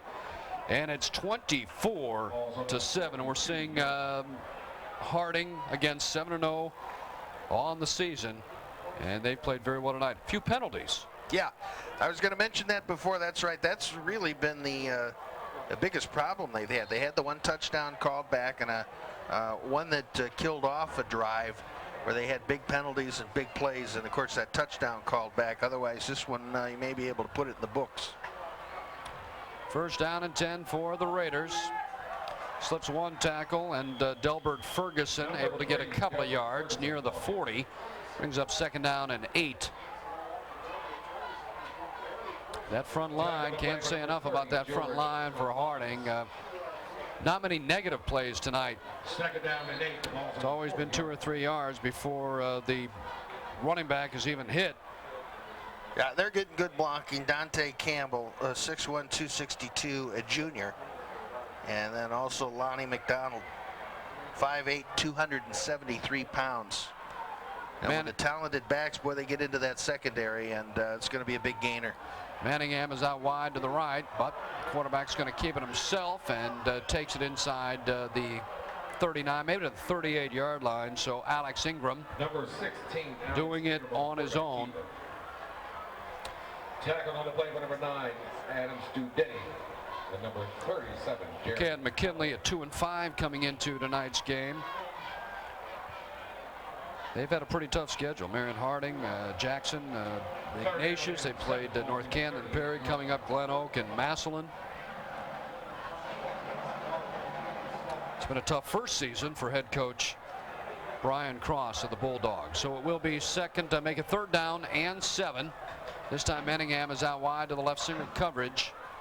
3rd and 7. Ball at the Bulldogs 38. Ingram looking for Manningham. Beautiful pattern, and Manningham is at the 10-5 touchdown. And it's Harding once again, and this time Ingram hooks up with his favorite receiver, Mario Manningham, on the slant, and then he does the rest. It's 30-7 Harding. Just terrible tackling in the secondary. Watch it here. It's just a short slant, about 7 yards, 10 yards downfield. There's 1, 2, 3, 4, and he's gone. 2 touchdowns here in the 3rd quarter, and the Raiders on top, 30-7, as Spain boots it through, 31-7.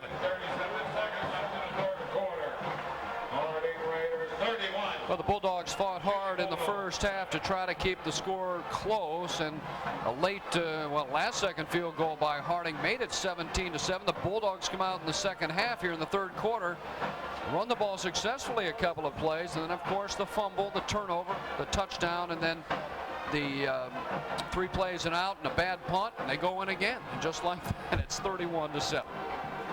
Yeah, and this Harding team are like a bunch of sharks, Phil. You start bleeding, they're going to be all over you. And believe me, they'll come out hard on this next series, too, because they'd like to put this one away, get another score on the board. Yeah, but you can see why McKinnley has struggled with their 2-5 record. Just breakdowns all over the place. And on that particular play, that really showed it there. All of those missed tackles in the secondary. The kick, another nice one. It's inside the 5, 10, 15, 20. Still on his feet to the 25 and taken about out of bounds at the 30. Tony Reed. Nice little run back, giving the Bulldogs decent field position to start this drive. They look up at the scoreboard, 4:11 to go in the 3rd quarter, and they're down 31-7. But they have run the ball at times successfully. Maybe go back and just try to do some positive things here in this drive.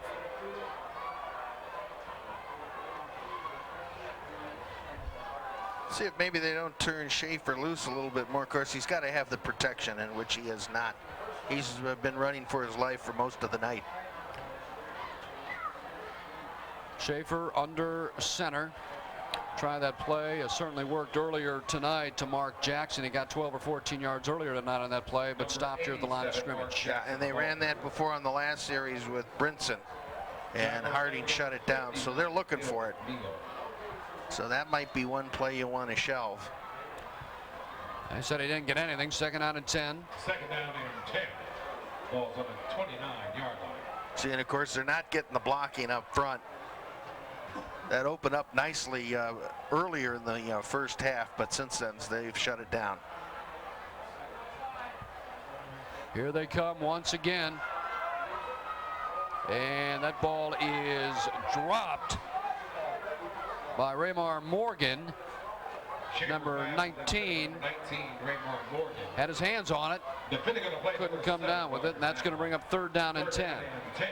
Roger Matlock on the coverage. 5'7", 165, a junior. Again, Schaefer flushed, throws it right there, and that should have been caught. It's Raymar Morgan, the wide receiver, 6'4", 180-pound sophomore, so he's got a couple of years to go, but you get the hands on the ball, you got to bring it in. 3rd down and 10. This time Jackson, he will come out wide to the right. He's another good target with Jackson, number 87 at 6 feet, 171 pounds. He's a sophomore. Straight back in the pocket. Here comes the rush. Ludes 1-2. Still on his feet. Too many dark jerseys taking him down at about the 30. Boy, he was dodging him. He looked like Pac-Man. Slipping and sliding through there. And finally, he went down. Dig for the Raiders, number 6, John Richardson. Number 8, Dan. Tough night. He has had very few opportunities to actually plant his feet and look downfield for a receiver. Usually when he drops back, he looks up and he's staring at about 4 or 5 black jerseys. Bunt away. take it. A pretty good return by John Richardson. Number 6, John Richardson on the punt return. 31-7 in favor of Harding. First down and 10. Join the WNIR morning crew, 5:30 to 10. Howie Chiswick 10-3, Joe Finan 3-7, and Tom Erickson 7-11. Quite a lineup each weekday on WNIR 100 FM, the talk of Akron. So again, I'd love to see you take that crowd right there that we're seeing over that whistle stop tavern. Oh boy, see, I am hungry. Whistle Stop Tavern. You're talking about, of course, Papa John's. First back, number 3. And that again, Delbert Ferguson, and he has had a terrific night tonight. He gets about 4 on that carry, 31-7. And you would think that Harding, having things certainly going their way, try to keep it on the ground and chew up some of the clock here. Yeah, they'll keep it between the tackles. And these guys are going to be tough to beat here. Harding's got a great defense and some real game breakers on the offensive side of the ball. Manningham and Sparks out to the left. They gave him 5 on that carry, so it is 2nd down and 5. The pitch back this time. Ferguson hit at the line of scrimmage, pushed forward for maybe a couple of yards, so it's going to be 3rd down and 3 with the clock now to 2 minutes and running here in the 3rd quarter.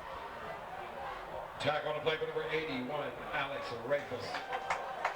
10 minutes and 22 There's seconds. the pitch back. St. Anne's 14. One of the few times 17. there wasn't a hole there for him, able to struggle for a couple. Balls on the 42. See if maybe McKinley can put a stand up here and get the ball back. 3rd down. Ingram on center, pitches back this time to Ferguson. Ferguson able to get that 1st down and about 3-4 more yards. So 1st down and 10 for the Raiders. And they've got, when you think about it for next year, Manningham, the speedy wide receiver who just scored a touchdown, will be back next year. Andre Boomer with a great block there. You see him, number 33, the tight end, 6'1", 216-pound senior. Took that linebacker and nearly kicked him right off the field, opened up a nice hole for the 1st down. They have quite a number of players coming back next year. Going to lose some key players like Richard Davis. He's a senior this year. The quarterback, a senior, as is Thaddeus Walker and Jonte Stroud. Ferguson again, and another nice carry. Delbert Ferguson, the ball carrier. With just a little over a minute to go here in the 3rd quarter, clock continues to run, and they're doing exactly what they wanted to do. Get out here, move ahead. It's 31-7. They've controlled much of this ball game. 2nd down and 2. Got about 8 on the carry for Ferguson. 2nd down and 2. This time, Sparks split out to the right.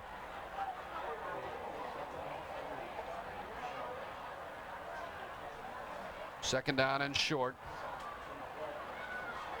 Again, going to go to him again. Why not? Look at that open up. Wow. Inside the 20. Ferguson again, the ball carrier on this drive. We do have an injured player on the field, number 63 for Harding. That is Matt Mann, is down on the field, but again, a nice hole opened up. Yeah, he throws 3 or 4 little quick moves there. Man had a nice block there, 5'11", 212-pound junior. But right now he is down on the field. Boy, that offensive line, you mentioned Dante Campbell at what, 6'1", 6'2", 250 pounds on that offensive line, and they've got a number of guys that have pushed the Bulldogs all over the field tonight. Yeah, Lonnie McDonald with real good size at well, he's 5'8", 275 pounds, and he's a senior. Rocco Cerrone, another good one at 6'6", 240. Yep. And so right now, Cerrone had a good game when we were out against Buchtel in game 3 of the year. And you take a look at McKinley now, of course, they'll finish their last game of the season with Massillon, so I guess even though they're struggling, a win would be certainly an uplift in that last ball game of the year against the Tigers. such a big rivalry, and Cam McKinley taking on Massillon. able to get man up onto his feet. Needs a little bit of help. First down and 10. This drive, it's been Ferguson, the workhorse, and has done a number. Phil, are we seeing a changing of the guard a little bit this season with Buchtel down? Yeah. I mean, Buchtel's going through the city series so far, but they're out of conference. They got shellacked pretty good. Maslin has struggled this season. Right. And McKinnley. McKinnley is in that city. Garfield has played well. We saw Garfield early, and I look for him to beat Buchtel in the final game. Yeah, but you know, that's a big game too. But Garfield and Buchtel, I think, undefeated in city, but Buchtel only a 4-3 record overall. Oh, they bring him around here. One guy. Thaddeus Walker, 10-5, and he is in for another touchdown. Nobody touched him. Thaddeus Walker takes it in 37-7. Harding poured it on. Yeah, that was a reverse. And who is it? I think it might be Gillespie there. One-on-one situation, and he doesn't have a snowball's chance in Arizona. As he throws him a couple of moves, and Gillespie faked out, he gets outside, and it's good night.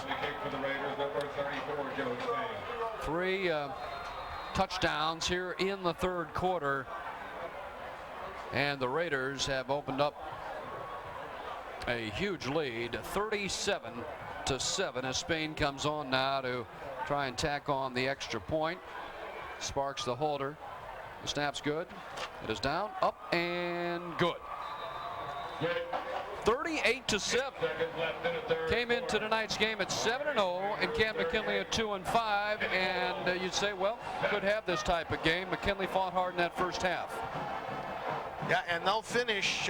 Harding will finish with Maslin next week, and then the season ends, the regular season for them against Austin Town Fitch, both on the road. Yes, but the way McKinnley has played, well, we looked at that first half and thought, well, there's a ray of hope there, the way they played the last 5 or 6 minutes of the first half, and actually went into the locker room just down 17-7, and then they gave up 2 quick touchdowns, one off of that turnover, to open up the third quarter, and then it's just been the floodgates are open, and it's 38-7 now. And head coach Brian Cross for the Bulldogs had mentioned, you know, he's working with a young team, a tough schedule. And said against Harding, I mean, you've got 3 or 4 very good backs. The quarterback can run and throw. He said try and force them to do the things they don't want to do. Just try to slow them down. And it worked for a short time, but really overall it hasn't happened tonight. Well, you look at this roster, Phil, and it's sophomores and juniors up and down. So he's going to have some of these kids back, get a year of maturity, and maybe some underclassmen below them are going to come up here. And like I said, a program like McKinnley, they get a couple guys coming back here, getting maturity, building up those front lines there, and they could be right back in the thick of things next year. Tyrone Gillespie able to take it out to the 18-yard line. So first down and 10 for the Bulldogs. Boy, when do you remember them having these two seasons back-to-back like they did last year, 3-7? And John Miller resigned as a head coach there after that season last year. Now this year, 2-5, looking to go 2-6 after tonight's ball game, and 2 pretty tough games remaining. 2 seconds remaining here in the third quarter. The Bulldogs going to keep it on the ground, trying to get something going, and not there. Hit at the 15 and drop to the 15, and they're just firing out, coming at them. That is the end of the third quarter, and 3 touchdown drives here in the third quarter by the Raiders, and it is Harding 38, Canton McKinnley 7. We'll be back with the fourth quarter in just a minute. And we're back. Long quarter for the McKinnley Bulldogs, but boy, those Raiders, 38-7, 3 touchdowns in the third quarter. Got to get your Raiders. And I'll tell you, with the Raiders rolling, you want to get your gear. T-shirts, sweatshirts, gloves, watches, hats, ponchos, and much, much more. Purchase these items, go to the cafeteria deliveries entrance behind the high school. Open 7 a.m. to 2:30 p.m. weekdays. All profits go to the MH Youth Organization Student Activities Fund. Darla Banks gets it done. She heads this fine nonprofit program. The funds go back into the school for the students. All right. Great program. Get your Raider gear. Trying to go to Mark Jackson on streaking down the sidelines. Incomplete. 3rd down and 13. Just underway in the 4th quarter. If you're just flipping channels. And turn this on here. Waren Harding undefeated at 7-0. Canton McKinnley coming in at 2-5. It was 17-7 in favor of Harding at halftime. Now it's 38-7. It's been all Harding tonight. Here comes the pressure. Finally able to just dump it off. Looking for a flag over there, but incomplete. Oh, I think he did throw it. 11-19 here in the ball game. Boy, you work up an appetite, though, don't you, from coming to a ball game tonight? Nothing like stopping off for a hot, delicious pizza. That's at Papa John's. 1976 Elm Road. They've got that. Choose a large for $10.99. Can't beat it. You can afford that. Get your wallet out. Intentional grounding against the Bulldogs. Up. Intentional grounding. Well, on that play, he sprinted right and only had a one receiver. Everybody was on the left side of the field, streaking down, and he was about 50 yards away. Nobody to throw to, so he did what he could. Buried again under an avalanche of black jerseys. Boy, it's tough because you know they're just going to fire out and come at you, and it's been a tough go for Mike Schaefer. A nice punt, a beautiful punt.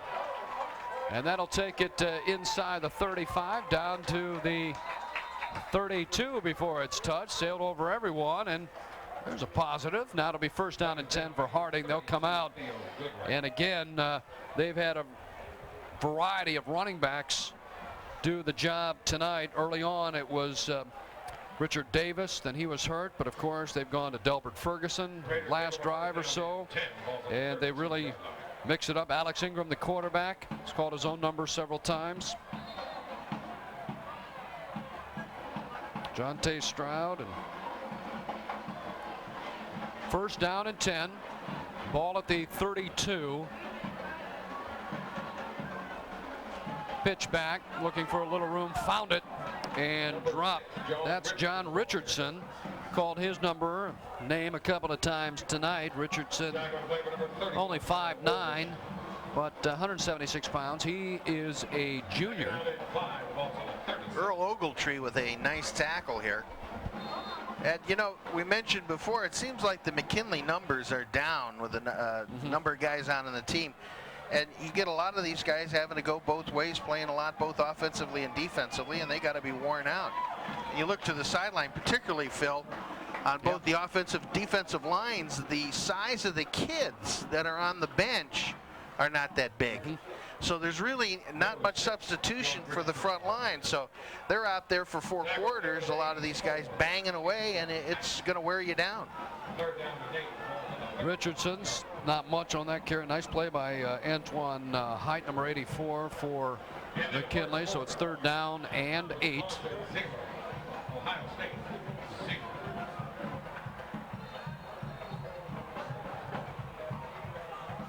And we have a timeout. The Raiders calling a timeout with 10:13 to go here in the ball game. For entertaining and informative talk, tune into WNIR 100 FM, the talk of Akron. Got a nice ball game next week.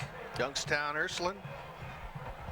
That's right, at Youngstown Cardinal Mooney. And the next week, the following week, on October 24th, Akron St. Vincent St. Mary will take on the Walsh Jesuit Warriors. Walsh put up quite a fight against Hoban last night, and Hoban with Terrell Sutton and company able to come through. You know, people talk about Hoban, they talk about Sutton, and certainly is a great running back, but they have a lot of weapons, and they've got a pretty staunch defense. Yep. So. And a very big team. And you've got Mooney, who I believe they were beaten yesterday by, was it Benedictine? That's right. And I don't remember the score. And we had Mooney last week against Canton Central Catholic. Yep. 3rd down and 8. The ball's on the 35-yard line. So, and they struggled against the Crusaders. 3rd down and 8. Ball at the 35. Again, just going to pitch it back, and a nice defensive effort. This time, Richardson once again the ball carrier. It was his turn, I guess, to play a series, and nice defensive play, and so they're going to have to punt the ball away with the clock continuing to move at 10:15. That's Ogletree again. He's been in on quite a few stops here for the McKinnley Bulldogs.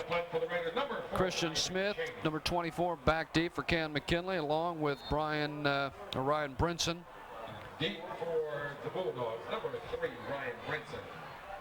Number 24. So the Bulldogs should have decent field position to start this next drive. See if they can get something going. The snap, and he's going to be brought down. So that is certainly good news for the Bulldogs. Not able to handle it. It was a little bit low and not able to get it away.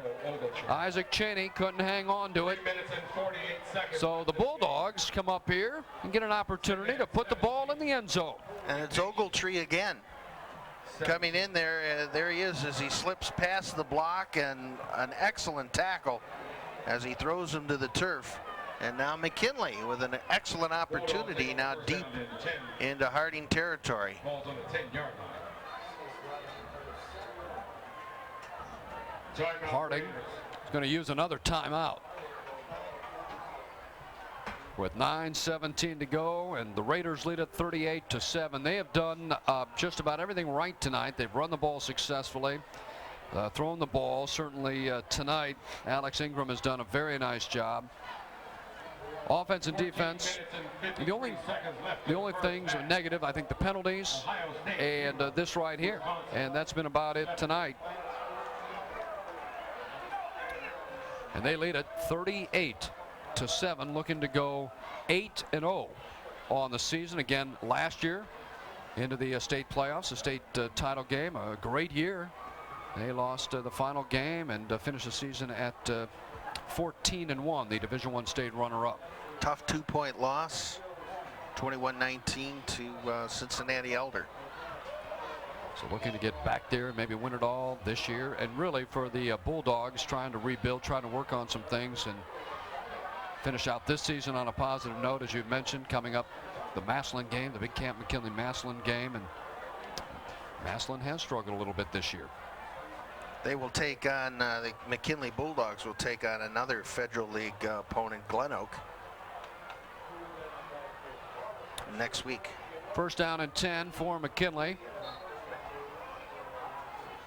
Going to hand off this time to the left side. Pretty good hole. 5, 4, 3, 2, 1, touchdown. Just like that, the Bulldogs one play, and Brinson takes it in for the score and 1 out. He has done a nice job tonight. Returns kicks and punts, and he's all over the place, and he takes it in from 10 yards out for the score to make it 38-13. Yeah, nice little sweep to the left that time. Found his hole there as he cut inside and just took it right in for the score. That time, McKinnley showing good blocking up front. Big hole, and able to take it in, and the extra point is up, and it is good. 38-14 with 9:42 to go here in the ball game. McKinnley 13. I thought he made it. Check that. The Bulldogs 14. I thought it was through, and it was 38-14. So a ray of hope here. Kick the ball away, play some good defense, get the ball back, and again, offense. You still got to mix it up a little bit, because if you're going to go back there and pass every down, he's had a tough night. But a nice run here by Brinson. Yeah, here's that touchdown. Gets a good cut inside there and a nice kick out block. And let's see. On the kick for the Bulldogs, number 99, Zach Campbell. Mark Alisaz 5'5", 234-pound offensive guard with a good block, and Brinson cuts inside that and goes right in for the score. You know, Phil, he was the focus of the offense coming in for this season. He had a heck of a year last year, over 1,200 yards rushing for McKinnley. And they figured that they were just going to turn him loose. And unfortunately, the offensive line has been just too inconsistent for him to be consistent carrying the football this year. Richardson will take it and able to find a little bit of a hole, then rocked at the 28. Number 6, John Richardson. So first down and 10 they'll start. Nice tackle, Kirksey on the tackle. Well, they get down in the area of the ball, Phil, and they just can't tackle. They just, even on that kickoff there were 3 or 4 missed tackles. Guys, tackles broken. You watch it here. Very sloppy tackling. Now, see, that should have been sealed right there. There's one miss there. There's another one. He breaks that one. That guy can't hold him. He needs help here. And that's the way it's gone all night long. Also win on that tackle was Stringer. So it is first down and 10. Harding, the Raiders have the ball on their own 28. They lead it 38-14. Handoff, and Richardson now at the 50, 40, 30, 20, 10-5, touchdown. Richardson was stopped in that last drive. Comes back, they give the ball right back to him. He breaks free and takes it 72 yards for the score, 44-14. What a run by John Richardson. Starts out left, breaks by big hole, then dips outside, and what do you know, a missed tackle. Now it's a foot race. And nobody really has any angle of pursuit. Everybody was over clear to the other side of the field because that's where the play was originally designed to run, was to the left. So everybody got sucked over to that side. He breaks past the line of scrimmage, cuts across the grain. The one tackle missed, and he gets up out the sideline, and he's gone. Extra point is up and good, and the Raiders now extend their lead back to 31. Raiders lead at 45-14.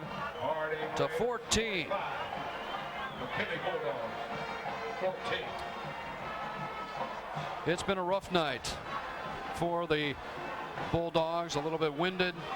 He heard you talking about that Papa John's pizza. He said, "Where is it, Phil?" I better come up with it. He'll look happy. maybe I can get around him. I don't think he can tackle me. They've had trouble. I think you really touched on it several times about tackling, and every coach will tell you. You got to wrap them up. I don't care if it's a peewee level, junior high, high school, you get to the collegiate level, even in the pros. We got to tackle. And if you're able to wrap your arms around the guy and bring him down, makes the game a little bit easier. And tonight, the Bulldogs got to go back and really do some work. Because initially, most of the running backs, certainly tonight, hit for a small gain, but they turn it into a long gain or a touchdown run that we just saw, 72 yards by Richardson to make it 45-14. Well, you've seen it, Phil, where your 2, 3, 4 yard carries, missed tackles turn into 7, 8, 10, 15-yard runs, and we've seen that from the get-go here tonight. Well, the defense has been out there a lot tonight too, and it's been a rough one for the Bulldogs. I'm just not used to seeing Canton McKinnley this year and last year lose a ball game like this. Yeah, getting peeled like they are tonight. Out to the 20-25. Nice little run back. Brinson again. Well, that's one good thing too, Phil, is Brinson will be back next year. So if they shore up that line, he could have a monster season because he's got all of the tools to have a big season. And again, he can break it from anywhere on the field. Again, returns punts and kickoffs and has done a nice job. He just scored a touchdown for the Bulldogs, a 10-yard scamper. And then the Raiders come back just like that. But it is 45-14, 9:14 to go here in the ball game, and the Bulldogs will start at their own 30. They'll hand it off. A little bit of a hole out near the 35, maybe just across the 35, and that'll bring up second down and about 5. Once again, Brinson on the carry. Tackle to play number 64, Matt Klein. Second down and 5. Looks like Warren Harding defensively has some of the backup troops in there. Get a good push along the offensive front, and he picks up some decent yardage. One of their better running plays of the night. Second down and 5. McKinnley, the Bulldogs line up in the eye. They pitch it back to Brinson, trying to work his way, and he's a nice little run. Gets about 7 yards for a first down out. Let's see where they mark it, but he does have the first down at about the 42, so first down and 10. Brinson a couple of carries and gets about 12 yards on those 2 carries. Patient, waits, and then First down and 10. tackling on the other side of the ball needs some work.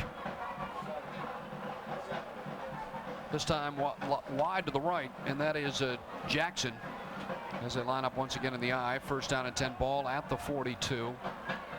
First back through, and a nice hole up past the midfield. Number 32, And Theo Goodright has had a pretty good night tonight, and another first down. Well, that ripped open nicely. Let's see, I think it's, yeah, right there at the center guard, right in between the hole there. Pops open, and he gets into the secondary. Good run, shoulder pads down, drives forward, and picks up a McKinnley first down.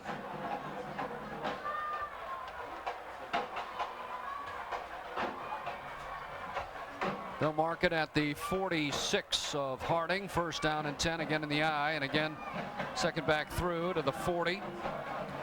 Still in bounds and dropped at about the 39 is Brinson. When you take a look at the outstanding teams in the area, it's always hard to say, you know, which team maybe has a good shot at winning it all. And you know, certainly Harding has played well tonight. Looks like in the City Series you have probably Garfield going, should they beat Bookdale, I guess, into the playoffs. We talked about last night with Hoban and Walsh. Hoban won that game, playoff bound. And once you get into that second season, you never know. You get a team on a run like a Mogador, and they've been there year in and year out. It's always an exciting time as the McKinnley Bulldogs now, the quarterback Schaefer will call a timeout, and again, you start playing well towards the end of the season. You have the health is pretty good on your ball club. You have a chance to do something. Yep. Haven't talked about Hudson. Hudson's, yeah, I was just going to say the Hudson Explorers and talk a little bit about that Western Reserve Conference. You know, Phil, we've seen some of these conferences though, and the play really has gone downhill. We've seen the city in a slide, although a couple of the teams are trying to get back to respectability, but for the most part it's always been a 2-team race over the last half dozen years or so with Garfield and Bookdale. But you look at the Western Reserve, the Southern Conference, Hudson's really the only decent team. The other ones are really struggled. And you look at Solon, who's been an outstanding team. We had them a few weeks ago against Cuyahoga Falls, who's always been tough. And boy, neither of those teams have matched up this year very well. Stowe struggling this year in the Suburban League. I mean, you have Green playing pretty well, and you have Wadsworth playing fairly well. Copley won a big game last night, but they probably won't go to the playoffs. And tackled, hit hard. Number 32, Theo Goodright. Goodright again on the carry. Tackle on the play by number 31, Marco Hall. And then you see the decline of McKinnley and Maslin here, at least for this season. And some of these other teams are starting to get into the mix. Their programs are building up. We mentioned the Federal League, and you've got 3 or 4 tough ball clubs in there. Well, yeah, that's right. And you had mentioned before about McKinnley in the Federal League next year. So first down and 10. Again, Brinson finds some room, and he's inside the 20, down to the 16. So Brinson, the ball carrier, another first down as the Bulldogs continue to move the chains with just over 6 minutes remaining in the game. The Bulldogs trail here 45-14. Boy, watch this outstanding move he makes right after here. Watch. Slides to the outside. That was beautiful. And then uses his speed to get what he can. Almost had that corner turn and then spins back inside. But that one little move as he skips to the outside, that was wonderful. You see what type of back he is and the explosiveness that he has within himself. Jackson out wide to the right, in the eye, the first back through again, and that has worked a couple of times. This time they go to Theo Goodright, and he's got 3 or 4 tough yards. Tackle to play for number 20, Jimmy Butts. And number 33, Vince Whitehead. Well, McKinnley stitching together a very nice drive here and knocking on the Waren Harding door all the way down to the 12-yard line. You had mentioned maybe some reserves now, defensive side of the football. You got to give them some work too. They work very hard. They want to get into the ball game. And Brinson this time in motion. But again, when he switches, Jackson able to switch hands, and Jackson able to go in for the score. He did a nice job on that run. Mark Jackson, 6 feet, about 170 pounds. He's a sophomore. We talked about the young kids on Canton McKinnley. He'll be back for a couple more years. He did a nice job on that play. Just got to tuck in your shirt. Yeah, he just he came back inside. That's that inside handoff play on the counter, and that opened up. He had a nice carry earlier in the ball game, and then Harding's defense really shut it down. This time, once again, they go back to it towards the end of the ball game. Opens up nicely for him, and he takes it in for the 6. Well, the Bulldogs now cut it to 45-20. They've been able to move the ball the last couple of times. They've had it, and Waren Harding, of course, strikes quick. They scored 3 times in that third quarter. It was 17-7 at halftime, and they scored 3 times in the third quarter. And Richardson just ran off a 72-yard touchdown run just moments ago to put the Raiders up 45-14. But here, Jackson takes it in for the touchdown, and it's 45-21 with 5:14 on the clock. Harding gearing up now for the big playoff run, and it's been a fine season. Now they'll go to 8-0 with just 2 games remaining on their schedule, and then they'll kick it into high gear for these playoffs. And they look pretty sharp here tonight. No 2 ways about that. You know, and you can see the improvement, Phil, from when we had them back in the game 3 against Buchtel, where they were really sluggish. We saw signs of some good play out there, but for the most part, they did not look that sharp. But here tonight, they've had it going on all cylinders. Well, and we had happened to pick up a high school publication that had Harding ranked 4th in the nation, and we saw that ball game. We said, I don't know. I mean, that's not sure they're the 4th best team in the state. Yeah, let alone in the nation. But again, a drastic improvement from the game against Buchtel. They beat Buchtel earlier this year, and playing very well tonight. Yep. Picked up at the 30, 35, out to the 40, and be stopped right about the 40. Harding will take over as Joe Finnessy able to take it just over across the Waren Harding Raiders 40, so it'll be first down and 10. Good to see some of the backups in the ball game here. You mentioned before. Take over first down and 10. You know, we had done Mogador over the past couple of years, and that's what that Scott Pollock does. Boy, once he thinks that the game is in hand, he gets those backups in there, and that's great because those kids that don't start maybe 2nd or 3rd stringers, they put in just as much work as the other guys out there, and it's nice to see that they're rewarded with some game time. You're right. Richardson again, he just ripped off a 72-yard touchdown run, and he gets about 8 or 9 on that carry. John Richardson. He's racking up the yards, and Richard Davis, the running back, we haven't seen much of him. They don't really need him. He was shaken up, an outstanding running back for Harding, number 27, shaken up late in the second quarter, and it looked like he wouldn't be able to go, but he did come out in the third quarter and was a big part of that first touchdown drive. Yes. But we haven't really seen much of him. I think certainly it's 45-21. Rest one of your top backs on the ball club. Get ready for next week. So it's 2nd down and 2. They gave Mate on that carry. Richardson once again. Another nice hole, this time in the middle, and he's able to get to the 45, maybe the 44 of Canton McKinnley. Well, you see that textbook blocking up front for the Harding. I mean, they are just ripping huge holes, and they've done that all. You should just tape these guys and watch the execution of the linemen. Look at that.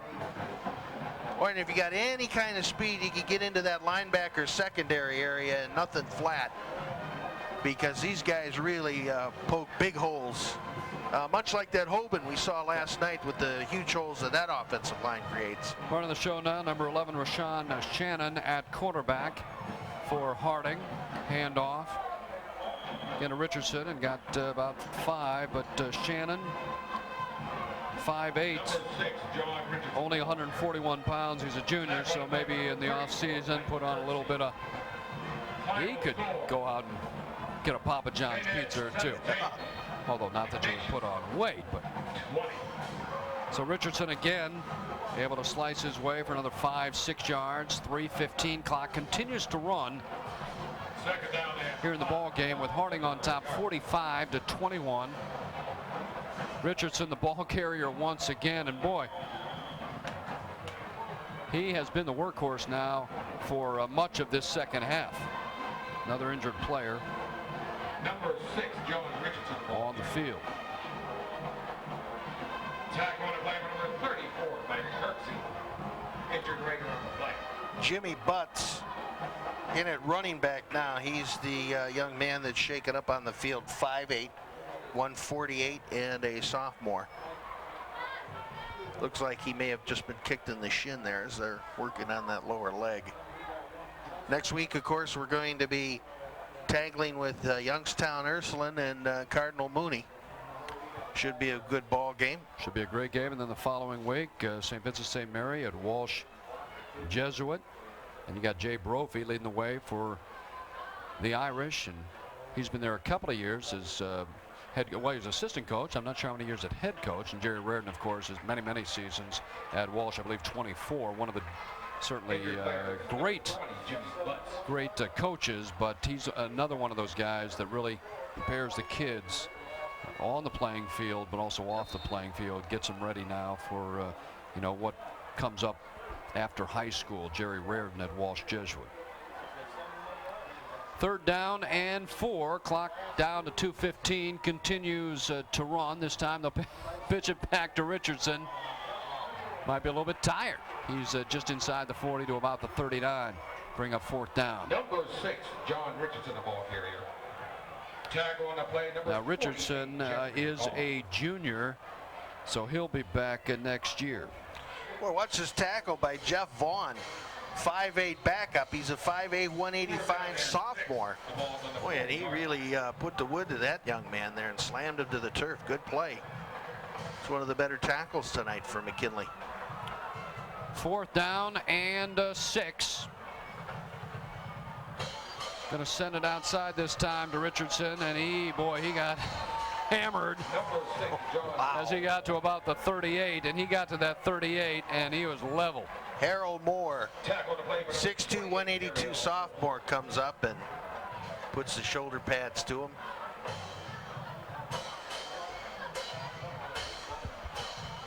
Watch him here as he tries to turn that corner, and number 28 comes down and lowers the boom. So the Bulldogs will take over on downs at the 38 38-yard line. with 1:45 to go. Be nice to maybe go downfield, get one more score.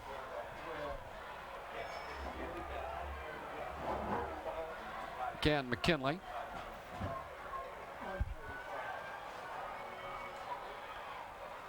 Handoff. And a good run. Aaron Best in the game at quarterback. Caleb Beasley, the ball carrier. Caleb Beasley, number 23 in the game, and got close to 9 yards on that carry. Caleb Beasley, 5'11", 164-pound junior. Really nice run. Yep. Good cut inside. 2nd down and 1. The ball's on the 47-yard line. Second down and 1. Aaron Best, the quarterback, he is a junior at 5'9". Getting some action here late in the ball game.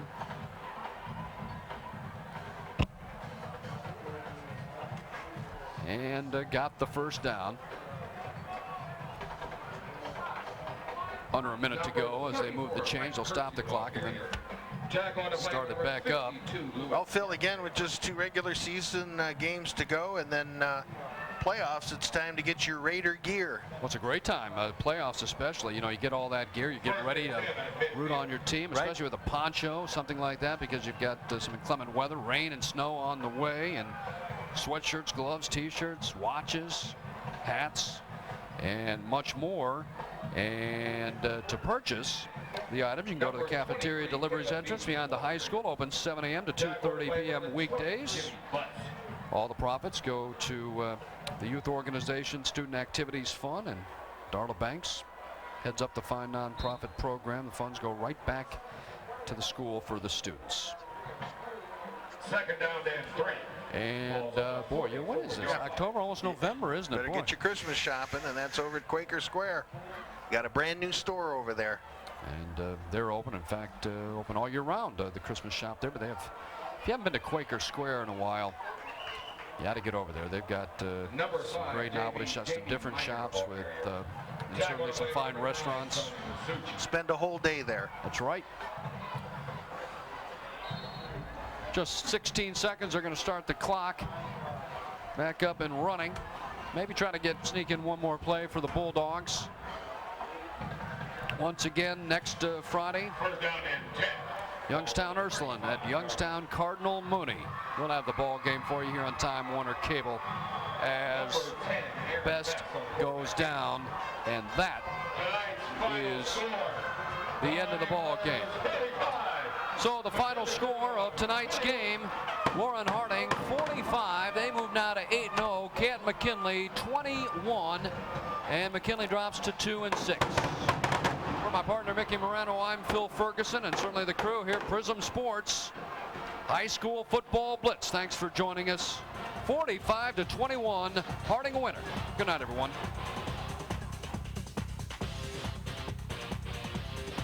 Tonight's exciting Northeast Ohio high school football action is brought to you by Courtesy Auto World, by Liberty Harley Davidson in Akron, by Quaker Square downtown Akron, by Panini's next to Belden Village Mall, and by